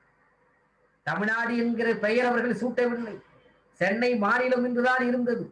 ஆனாலும் கூட பேரறிஞர் அண்ணா அவர்கள் தமிழ்நாடு என்று பெயர் சூட்டப்படாவிட்டாலும் கூட நாம் தமிழர்கள் இணைந்திருக்கிற தமிழர் தாயக பகுதிக்கு சென்னை மாநிலம் பெயர் சூட்டப்பட்டிருக்கிற நம்முடைய தமிழ்நாடு மலர்ந்த நாளை தமிழ்நாட்டிலே திராவிட முன்னேற்ற கழகத்தின் சார்பில் நாம் கொண்டாட வேண்டும் என்று சொல்லி 1956 நவம்பர் 11 தமிழ்நாடு முழுவதும் இன்றைக்கு எப்படி நம்முடைய தலைவர் அவர்கள் தமிழ்நாடு நாள் என்பதை கொண்டாட வேண்டும் என்று தலைவர் வைகோ அவர்கள் சொல்லியிருக்கிறார்களோ அதை போல 1956 நவம்பர் 11 தமிழ்நாடு முழுவதும் தமிழ்நாடு அமைப்பு நாள் என்று திராவிட முன்னேற்ற கழகத்தின் சார்பில் கொண்டாடப்பட்டது. தமிழ்நாடு அமைந்திருக்கிறது, தமிழ் பேசுகிற மாநிலம் அமைந்துவிட்டு எவ்வளவோ இழப்புகள் இருந்தாலும் கூட முதல் முறையாக நாட்டு விடுதலைக்கு பிறகு ஒரு தமிழ் பிரதேசம் என்று நாம் அடையாளப்படுத்தப்பட்டிருக்கிறோம், இதை கொண்டாட வேண்டும் என்று அன்றைக்கு திமுக சொன்னது. ஆனால் ஆட்சியிலே இருந்த காங்கிரஸ் அரசு, காமராஜருடைய அரசு ஏற்றுக்கொள்ளவில்லை, கொண்டாடவில்லை. திமுக கொண்டாடியது, தெற்கெல்லையிலே மட்டும் கொண்டாடினார்கள். அந்த 5 தாலுக்கா திருவாங்கூர் கொச்சி சமஸ்தானத்திலே இருந்த அகஸ்தீஸ்வரம், தோவாளை, கல்குளம், விளவன்கோடு, செங்கோட்டை இவைகளெல்லாம் இணைக்கப்பட்டதை அன்றைக்கு வெற்றி விழாவாக மார்ஷல் நேசமணி அவர்களுடைய தலைமையில் குமரி தந்தை என்று சொல்லப்படுகிற அவர் இல்லாவிட்டால் குமரி அன்றைக்கு கேரளாவோடு போயிருக்கும். துப்பாக்கி சூடு தடியடிக்கு மத்தியிலே ரத்தம் சிந்தி அந்த போராட்டத்தை முன்னெடுத்து சென்று அதனுடைய வெற்றி விழாவை அங்கே நடத்தினார்கள், கன்னியாகுமரியில் நடத்தினார். ஆனால் தமிழ்நாடு அரசு, காங்கிரஸ் அரசு, காமராஜர் அரசு 1956 நவம்பர் 1 கொண்டாடவில்லை. மற்றவர்கள் கொண்டாடினார்கள், ஆந்திராவிலே கொண்டாடினார்கள், கேரளாவிலே கொண்டாடுகிறார்கள், இன்றைக்கு கொண்டாடுகிறார்கள். ஆனால் தமிழ்நாட்டிலே கொண்டாடவில்லை. அது மிகப்பெரிய சோகம். இந்த சூழ்நிலையிலேதான் 1956 ஜூலை 27 விருதுநகரிலே காங்கிரஸ் கட்சியை சேர்ந்த தியாகி சங்கரலிங்கனார் தமிழ்நாடு என்று தமிழ்நாட்டுக்கு இந்த சென்னை மாநிலத்துக்கு பெயர் சூட்ட வேண்டும் என்கிற கோரிக்கையை முன்வைத்து காலவரையற்ற உண்ணாவிரதத்தை துவக்குகிறார். 12 கோரிக்கைகளை வைக்கிறார்.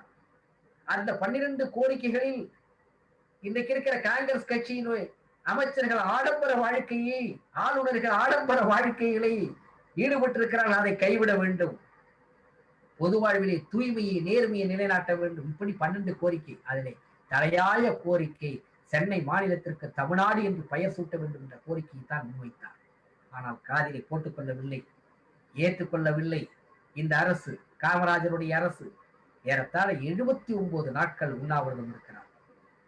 பேரறிஞர் அண்ணா அவர்கள் நேரடியாக விருதுநகர் சென்று இந்த அரசாங்கத்திடம் கல்லிலே நாள் உரிப்பதை போல இவர்களிடத்திலே நீங்கள் எதையும் நாம் எதிர்பார்க்க முடியாது, நீங்கள் நாம் இருந்து போராட வேண்டும், உங்கள் உயிர் விலை மதிப்பற்றது, எனவே உண்ணாவிரதத்தை கைவிடுங்கள், திராவிட முன்னேற்ற கழகம் ஆட்சி பீடத்திற்கு வரும், அப்படி வருகிற பொழுது உங்கள் கோரிக்கையை நிச்சயமாக நாங்கள் நிறைவேற்றுவோம் என்று உறுதி கொடுத்தார்கள் பேரறிஞர் அண்ணா அவர்கள். ஆனால் உண்ணாவிரதத்தை நான் கைவிட மாட்டேன், தமிழ்நாடு என்கிற பெயர் சூட்டுகிற வரையிலே இந்த போராட்டம் தொடரும் என்று அறிவித்தார். அதை போல 79 நாட்கள் உண்ணாவிரதம் இருந்து 1956 அக்டோபர் 13 சங்கரலிங்கனார் அவர்கள் உயிரிழந்தார்கள், உயிரை தியாகம் செய்தார்கள். அவர் இறந்ததற்கு பிறகு ஏன் அவரை போய் பார்த்து விட்டு வந்த பிற்பாடு திராவிட நாடு ஏடிலே நம்முடைய தலைவர் அண்ணா அவர்கள் எழுதுகிற பொழுது வீர தியாகி என்று அவரை சுட்டிக்காட்டினார். வீர தியாகி சங்கரலிங்கனார் உண்ணாவிரதம் இருக்கிறார். ஒரு காங்கிரஸ்காரர் உண்ணாவிரதம் இருந்து தன்னுடைய உயிருக்கு போராடி கொண்டிருக்கிறார். ஆனால் மனம் விளங்கவில்லையே காமராஜருடைய அரசு என்று பேரறிஞர் அண்ணா எழுதினார். அவர் மறைந்ததற்கு பிறகு உத்தமர் சங்கரலிங்கனார் நாள் என்று 1956 அக்டோபர் 21 தமிழ்நாடு முழுவதும் திமுக சார்பில் சங்கரலிங்கனார் திருவுருவப் படத்தை வைத்து அவருக்கு அஞ்சலி செலுத்தி வீரவணக்கம் செலுத்தி உத்தமர் சங்கரலிங்கனார் நாள் என்று அனுசரித்தது திராவிட முன்னேற்ற கழகம். இதிலே கட்சி வேறுபாடு கிடையாது. அந்த உணர்வு 79 நாட்கள் உண்ணாவிரதம் இருந்து இந்த நாட்டுக்கு தமிழ்நாடு என்று பெயர் சூட்ட வேண்டும் என்று உண்ணாவிரதம் இருந்தாரே, அவர் உயிர் துறந்தாரே, அந்த தியாகத்தை மதித்தது இன்றைக்கு திராவிட முன்னேற்ற கழகம் பேரறிஞர் அண்ணா அவர்கள். ஆனால் பெயர் சூட்டவில்லை. அதற்கு பிறகு 1957 வருகிறது. 57 திராவிட முன்னேற்ற கழகத்தின் சார்பில் 15 சட்டமன்ற உறுப்பினர்கள் அண்ணா தலைமையிலே சட்டமன்றத்துக்கு போகிறார்கள். சட்டமன்றத்திலேயே திராவிட முன்னேற்ற கழகத்தின் சார்பில் நாம் தீர்மானம் கொடுத்தோம். தமிழ்நாடு என்று பெயர் சூட்ட வேண்டும் என்று அண்ணா அவர்கள் தீர்மானத்தை சொன்னார்கள். ஆனால் அந்த தீர்மானம் தோற்கடிக்கப்பட்டது. அன்றைக்கு சொல்கிறார், ஒரு காலம் வரும், இன்னும் ஒரு காலம் வரும், தமிழ்நாடு என்று இந்த நாட்டில் அழைக்கின்ற தீர்மானத்தை இதே மன்றத்திலே நாங்கள் நிறைவேற்றி காட்டுகிற காலம் வரும் என்று பேரறிஞர் அண்ணா அவர்கள் சூழலை மேற்கொள்கிறார். சட்டமன்றத்திலே நடந்தது. 57 அந்த தீர்மானம் தோற்கடிக்கப்பட்டது. 62 தலைவர் அண்ணா அவர்கள் தோல்வி அடைகிறார். 50 எம்எல்ஏக்கள் வெற்றி பெற்றாலும் அண்ணா தோல்வி அடைகிறார். 62 தேர்தலில் நாடாளுமன்றத்திற்கு போகிறார். நாடாளுமன்றத்திலே அன்றைக்கு கம்யூனிஸ்ட் கட்சியினுடைய முதுபெரும் தலைவர்களில் ஒருவராக இருந்த உமேஷ் குப்தா அவர்கள் பீராமமூர்த்தி அன்றைக்கு சென்னை மாநிலத்தை தமிழ்நாடு என்று அழைக்க வேண்டும் என்கிற ஒரு மசோதாவை, தனிநபர் மசோதாவை நாடாளுமன்ற மாநிலங்களவையிலே தாக்கல் செய்தார்.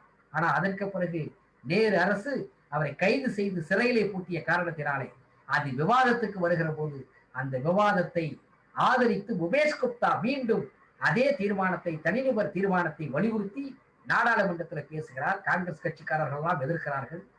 தமிழ்நாட்டிலிருந்து போன சீதாராம் பட்டாபிராமன், சந்தானம் போன்றவர்கள் எல்லாம் சென்னை மாநிலம் என்று சொன்னால்தான் உலகத்திற்கே தெரியும், தமிழ்நாடு என்று பெயர் சூட்டக்கூடாது என்று சொல்லி விவாதிக்கிறார்கள். ஆனால் சிலப்பதிகாரத்தில், பரிபாடலில், இலக்கியங்களில் எப்படியெல்லாம் தமிழகம் என்கிற பெயர் இடம்பெற்றிருக்கிறது என்று பேரறிஞர் அண்ணா ராஜ்யசபையிலே, மாநிலங்களவையிலே வாதாடுகிறார். உமேஷ் குப்தாவை ஆதரித்து பேசுகிறார். அவர் சொல்லுகிறார், தமிழ்நாடு என்று பெயர் சூட்டுகிற தீர்மானத்தை நான் முன்மொழிந்திருக்க வேண்டும், நீங்கள் முன்மொழிந்திருக்கிறீர்கள். தொடர்ச்சியாக உங்கள் தலைவர் பீராமமூர்த்தி அவர் முன்மொழிந்த தீர்மானத்தை நீங்கள் எடுத்து செல்கிற திராவிட முன்னேற்ற கழகம் அதை ஆதரிக்கிறது என்று சொல்லி அன்றைக்கு பேரறிஞர் அண்ணா அவர்கள் அங்கே பேசினார்கள். அந்த தீர்மானத்தை ஏற்றுக்கொள்ளவில்லை மத்திய சர்க்கார், அன்றைக்கு ஆதரிக்கவில்லை. உமேஷ் குப்தாவினுடைய தீர்மானத்தை பேரறிஞர் அண்ணா வழிமொழிந்து பேசினார், ஏற்றுக்கொள்ளவில்லை. ஆனால் அதற்கு பிறகு அண்ணா சொன்னதை போல ஒரு காலம் வந்தது. 67 பேரறிஞர் அண்ணா அவர்கள் தமிழகத்தினுடைய முதலமைச்சராக தமிழக மக்களாலே முடிசூடப்பட்டதற்கு பிறகு பேரறிஞர் அண்ணா அவர்கள் 1967 ஜூலை மாதம் 18 இந்த மாநிலத்திற்கு தமிழ்நாடு என்று பெயர் சூட்டுகிறேன் என்று அறிவித்து சட்டமன்றத்திலே தமிழ்நாடு என்று முழங்கி 3 முறை உறுப்பினர்கள் எழுந்திருந்து தமிழ்நாடு வாழ்க, தமிழ்நாடு வாழ்க, தமிழ்நாடு வாழ்க என்று முழக்கம் எழுப்பி அதற்கு பிறகு உடல்நிலை பழுதுபட்ட நிலையிலேயும் உயிர் போய்கொண்டிருக்கிற அந்த நிலையிலேயும் 1969 ஜனவரி மாதம் 14 இந்த தமிழ்நாட்டுக்கு தமிழ்நாடு என்று பெயர் சூட்டினார் பேரறிஞர் அண்ணா அவர்கள். தாய்க்கு மகன் பெயர் சூட்டினார் என்று வரலாறு சொல்லுகிற அந்த மகத்தான சாதனையை பேரறிஞர் அண்ணா அவர்கள் செய்தார்கள். இவ்வளவு நீண்ட பெரிய வரலாறு, இந்த நீண்ட பெரிய வரலாறு மொழிவாரி மாநிலங்களாக நாம் பிரிக்கப்பட்டாலும் கூட மொழியின் அடிப்படையிலே இது தமிழ்நாடு என்று பெயர் சூட்டி இருக்கிறார். இந்தியாவிலே எந்த மாநிலத்திற்கும் இந்த பெருமை கிடையாது, நமக்குத்தான் இந்த பெருமை. அண்ணா அவர்கள் இந்த பெருமையை ஈட்டி தந்தார்கள். அந்த பெருமையை நாம் காப்பாற்றியாக வேண்டும். நான் காலத்தில் அருமைப்பாடு கருதி பல செய்திகளை சொல்ல முடியவில்லை, தனித்தனி தலைப்புகளிலே பேச வேண்டும். ஆனால் இந்த மொழிவாரி மாநிலம் பிரிக்கப்பட்ட இந்த நவம்பர் 1 நாள் எவ்வளவு முக்கியமான நாள் என்பதற்காக வரலாற்று செய்திகளை நான் கோர்த்து சொல்லி இருக்கின்றேன். இந்த மொழிவாரி மாநிலம் அமைக்கப்பட்ட நேரத்திலே, பிரிக்கப்பட்ட நேரத்திலே, இதற்கான மசோதா தாக்கல் செய்யப்பட்ட நேரத்திலே அன்றைக்கு RSS தலைவராக இருந்த குருஜி கோல்வால்கர், அவர் கோல்வால்கர் தான் அவர்களுடைய சித்தாந்த தத்துவ ஆசிரியர் என்று RSS இன்றைக்கும் போற்றுகிறது. அவருடைய பஞ்ச் ஆஃப் தாட்ஸ், சிந்தனை கொத்து என்று சொல்லக்கூடிய புத்தகத்தை எடுத்து படியுங்கள். அவ்வளவு நெஞ்சை கக்கி இருக்கிறார். இன்றைக்கு சொல்கிறார்கள் அல்லவா, ஒரே நாடு, ஒரே மொழி, ஒரே மதம், ஒரே கலாச்சாரம், ஒரே கல்வி முறை, ஒரே வரி, ஒரே ரேஷன் கார்டு, ஒரே தேர்தல் என்று. இவையெல்லாம் அன்றைக்கு 1956 அவர்கள் மொழிவாரி மாநிலம் பிரிக்கப்பட்ட போது எழுதுகிறார், டெல்லியிலே ஒரு அரசு இருக்க வேண்டும், பஞ்சாயத்து இருக்க வேண்டும், இடையிலே மாகாணங்கள் மாநிலங்கள் என்று எதுவும் இருக்கக்கூடாது. அப்படித்தான் இந்தியாவை வழிநடத்த வேண்டும் என்று சொல்லி RSS சொன்னது. எதிர்த்தார்கள். அன்றைக்கு மொழிவாரி பிரிவினையே எதிர்த்தது RSS. ஏற்றுக்கொள்ளவில்லை, ஆதரிக்கவில்லை. ஜனசங்கத்தின் சார்பில் உறுப்பினராக இருந்தவர்கள் எதிர்த்தார்கள் நாடாளுமன்றத்திலே. இன்றைக்கு ஆட்சி அதிகாரம் ஒரு கைக்கு வந்ததற்கு பிறகு RSS கோல்வார்க்கர் என்ன சொன்னாரோ, ஒரே நாடு, அந்த சித்தாந்தத்தை நோக்கி இன்றைக்கு இந்த நாட்டை அழைத்து செல்கிறார்கள். மொழிவாரி மாநிலங்கள் உருவாக்கப்பட்ட பொழுது வெறும் மாநிலங்கள் அல்ல, மொழியின் அடிப்படையில் பிரிக்கப்பட்டதல்ல. ஒவ்வொரு மொழிக்கு ஒரு தனி கலாச்சாரம் இருக்கிறது, பண்பாடு இருக்கிறது, தேசிய வரலாறு இருக்கிறது. ஒவ்வொரு தனித்தனி தேசிய இனத்துக்கென்று ஒரு தனியான பழக்க வழக்கங்கள், வரலாற்று பின்னணி இருக்கிறது. அவற்றையெல்லாம் பாதுகாக்க வேண்டும்.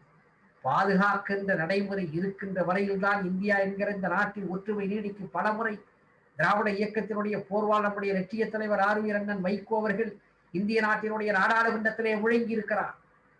அவர் தன்னுடைய கருத்தை வலியுறுத்தியிருக்கிறார். தொடர்ந்து சொல்லி யுனைடெட் ஸ்டேட்ஸ் ஆஃப் இந்தியா என்று இந்த நாட்டை அழைக்க வேண்டும் என்று நம்முடைய தலைவர் எடுத்து சொன்னாரே கருத்து. அதற்கு என்ன அடிப்படை?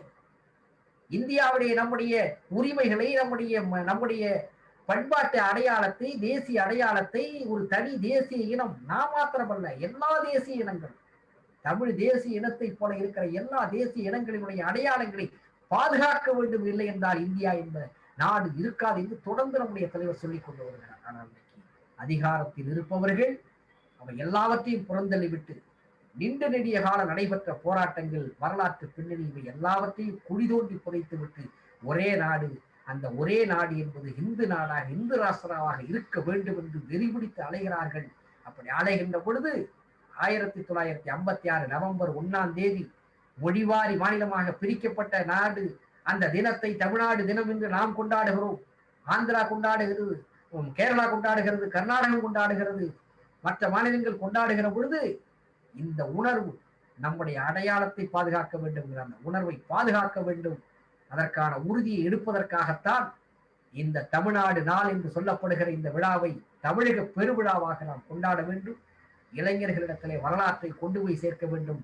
திராவிட இயக்கம் இந்த மண்ணை பாதுகாக்க, மொழியை பாதுகாக்க, இனத்தின் உரிமையை பாதுகாக்க, நம்முடைய தமிழ் தேசிய இனத்தினுடைய எல்லைகளை பாதுகாக்க, வடவேங்கிடம் தென்குமரி ஆயிரை தமிழ் கூறும் நல்லுலகம் என்றான். தொல்காப்பியத்துக்கு பாயிரம் பாடிய பணம்பரனா. அந்த நம்முடைய இந்த தமிழ் பேசுகிற பகுதி இன்றைக்கு தமிழ் நாடாக இருக்கிறதா? இல்லை. உரிமைகளை இழந்தோம். வடநாட்டு மார்வாடி கூட்டம் இன்றைக்கு தமிழகத்தினுடைய எல்லாவற்றையும் ஆக்கிரமித்து விட்டார்கள். சின்னஞ்சிறு கிராமத்திலே கூட வடநாட்டு மார்வாடி நிலம் வைத்திருக்கிறார். வடநாட்டு மார்வாடிகள் கையிலே தமிழ்நாட்டினுடைய எல்லா தொழில்களும் அவன் கையில் போய்விட்டது. இரும்பு தொழில் அவன் கையில் இருக்கிறது. அதே போல ஜவுளி தொழில் அவன் கையில் இருக்கிறது. மிகப்பெரிய தொழில்கள், எலக்ட்ரிக்கல், இன்ஜினியரிங், எல்லாமே மெக்கானிக்கல், எல்லாமே அவன் கையிலே போய்விட்டது. இன்றைக்கு ஒரு கட்டுமானம், ஒரு கட்டடத்தை கட்ட வேண்டும் என்று சொன்னால் அந்த கட்டுமானத்துக்கு தேவைப்படுகிற அத்தனை பொருள்களையும் நீங்கள் வாங்க வேண்டும் என்று சொன்னால் எவன ஒரு ஆணியிலிருந்து, ஒரு சுவிட்சிலிருந்து, சிமெண்டிலிருந்து, செங்கல்லு மணல் மட்டும்தான் தமிழ்நாட்டில் இருக்கிற எவனாவது வச்சிருப்பான். மீதி அத்தனை பொருள்களுக்கும் இன்றைக்கு விலை நிர்ணயம் செய்யக்கூடியவன் தமிழ்நாட்டிலே வடநாட்டுக்காரர்கள், மார்வாடிகள். மறந்துவிடக்கூடாது. குஜராத்திகள். சென்னை தமிழ்நாட்டின் தலைநகரம், தமிழர்களின் தலைநகரமா? திரும்புகிற பக்கமெல்லாம் மார்வாடிகள், திரும்புகிற பக்கமெல்லாம் வடநாட்டுக்காரர்கள். இது தமிழ்நாட்டினுடைய எல்லா இடங்களிலும் ஆக்கிரமித்து வந்து கொண்டிருக்கிறார்கள். வடக்கு வாழ்கிறது, தெற்கு தேய்கிறது என்று அண்ணா சொன்னது சாதாரணமானதல்ல. இன்றைக்கு ஒரே நாடு என்று சொல்லுகிற பொழுது கொண்டு வந்து இறக்குமதி செய்கிறார்கள். எல்லாவற்றையும் கொண்டு வந்து வடநாட்டுக்காரனை இறக்குமதி செய்கிறார்கள். அரசு வேலை வாய்ப்புகள் இந்த அடிமை அரசாலே வடநாட்டுக்காரனுக்கு தாரிவார்க்கப்படுகிறது. ஒரு மிகப்பெரிய மோசமான நிலையை நோக்கி இந்த தமிழ்நாடு போய்கொண்டிருக்கிறது. உரிமைகளை பறிகொடுத்தது என்பது மட்டுமல்ல, நிலத்தை பறிகொடுக்கிறோம். காஷ்மீர் மாநிலத்தை துண்டாடினார்கள். இங்கே தமிழ்நாட்டில் சின்னஞ்சிறு ஊர்களிலே கூட இன்றைக்கு வடநாட்டு மார்வாடி நிலங்களை வாங்கி குவித்துக் கொண்டிருக்கிறான். லட்ச லட்சமாக கொண்டு வந்து பணத்தை கொடுக்கிறான்.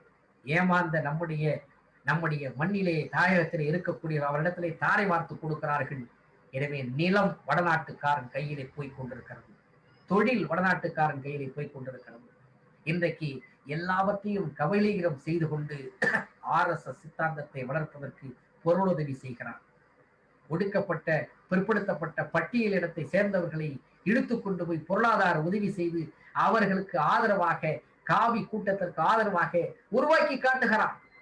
இப்படி ஒரு மிகப்பெரிய ஒரு ஆபத்தை நோக்கி தமிழ்நாடு போய்கொண்டிருக்கிற பொழுதுதான் நம்முடைய தலைவர் புரட்சி புயல் திராவிட இயக்க போர்வால் தலைவர் வைகோ அவர்கள் அரசியல் ரீதியாக அணுக வேண்டும், இவ்வளவு பெரிய ஆபத்து இருக்கிறது என்கிற காரணத்தினாலேதான் தலைவர் வைகோ அவர்கள் கொள்கை முடிவெடுத்து திராவிட இயக்கம் வளர்ந்த மண்ணில் மொழி உரிமைக்காக, இன உரிமைக்காக, பண்பாட்டு உரிமைக்காக போராடிய இந்த மண்ணில் திராவிட இயக்கத்தை சாய்ப்பதற்கு நாம் அனுமதித்து விடக்கூடாது.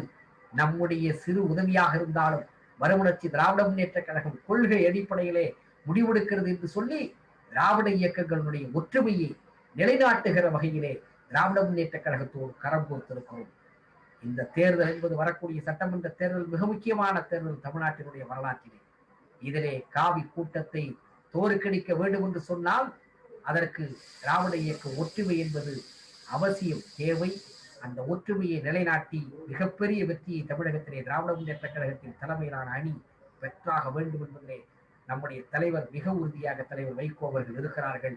அதை முன்னெடுத்து செல்வதற்கு களத்தை தயாரிப்போம்.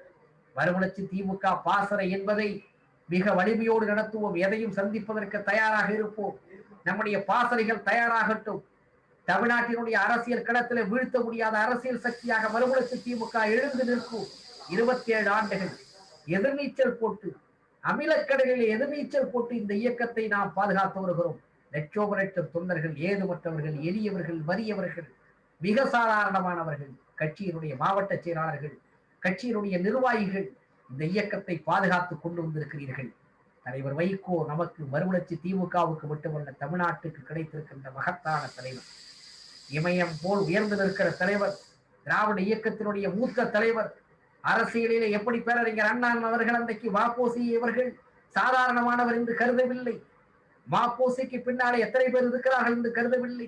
மாப்போசி தமிழரசு கழகத்தின் சார்பில் எடுத்து வைத்த கோரிக்கைக்கு பின்னாலே நியாயம் இருக்கிற காரணத்தினால் தமிழ்நாட்டை பாதுகாக்க வேண்டும் என்று அன்றைக்கு எப்படி மாப்போசி அழைத்தாலும் கூட தன்முனைப்பு காட்டாமல் அன்றைக்கு பேரறிஞர் அண்ணா அவர்கள் எவ்வளவு தூரம் இறங்கி போக வேண்டுமோ அவ்வளவு தூரம் இறங்கி போய் 56 மொழிவாரி மாநிலம் அமைக்கப்பட்ட பொழுது அந்த போராட்ட களத்திலே திமுகவை ஈடுபடுத்தினாரோ அதை போல நம்முடைய தலைவர் வைகோ அவர்களும் தன்னுடைய உயரத்தை பற்றி கவலைப்படாமல் இன்றைய தினம் ஒரு பொது நோக்கத்துக்காக தமிழகத்திலே நம்முடைய மறுமலர்ச்சி திராவிட முன்னேற்ற கழகத்தை அரசியல் ரீதியாக வழிநடத்துகிறார்கள். இது வெற்றிகரமாக அழைத்து செல்ல வேண்டிய பொறுப்பு கட்சி நிர்வாகிகளுக்கு இருக்கிறது, நம்முடைய தோழர்களுக்கு இருக்கிறது. அதற்கான உறுதியை இந்த நல்ல நாளில், தமிழ்நாடு நாளில், நவம்பர் 1 நாளில் ஏற்போம். மறுமலர்ச்சி தமிழகத்தை படைப்பதற்கு தலைவர் வைகோவின் கரத்தை வலுப்படுத்துவோம். தனக்காக கார்மேகம் பொழிவதில்லை, தனக்காக சோழ நதி பாய்வதில்லை, தனக்காக பூங்குயில்கள் இசைப்பதில்லை, தனக்காக செவ்வாழை செழிப்பதில்லை, தனக்காக தன் குடும்பத்துக்காக தலைவர் வைகோ வாழ்வதில்லை. தமிழர்களுக்காக வாழ்கிறார், திராவிட இயக்கத்துக்காக வாழ்கிறார். அந்த தலைவர் விரல் நீட்டுகிற திசை நோக்கி மறுமலர்ச்சி பாசறை வீரர்கள் பணியாற்றுவோம். வருங்காலம் நம்முடைய காலமாக, வெற்றி காலமாக மாற்றி காட்டுவோம் என்று கேட்டு தமிழ்நாடு தினத்திலே அனைவருக்கும் என்னுடைய வாழ்த்துக்களை தெரிவித்து இந்த அரிய வாய்ப்புக்கு 125வது நாள் பொன்னேற்றில் பொறிக்கப்பட வேண்டிய இந்த நாளில் என்னையும் ஒரு பொருட்டாக கருதி உரையாற்றுவதற்கு வாய்ப்பு தந்த நம்முடைய தோழர்களுக்கு நன்றி பாராட்டி விடைபெறுகிறேன். நன்றி.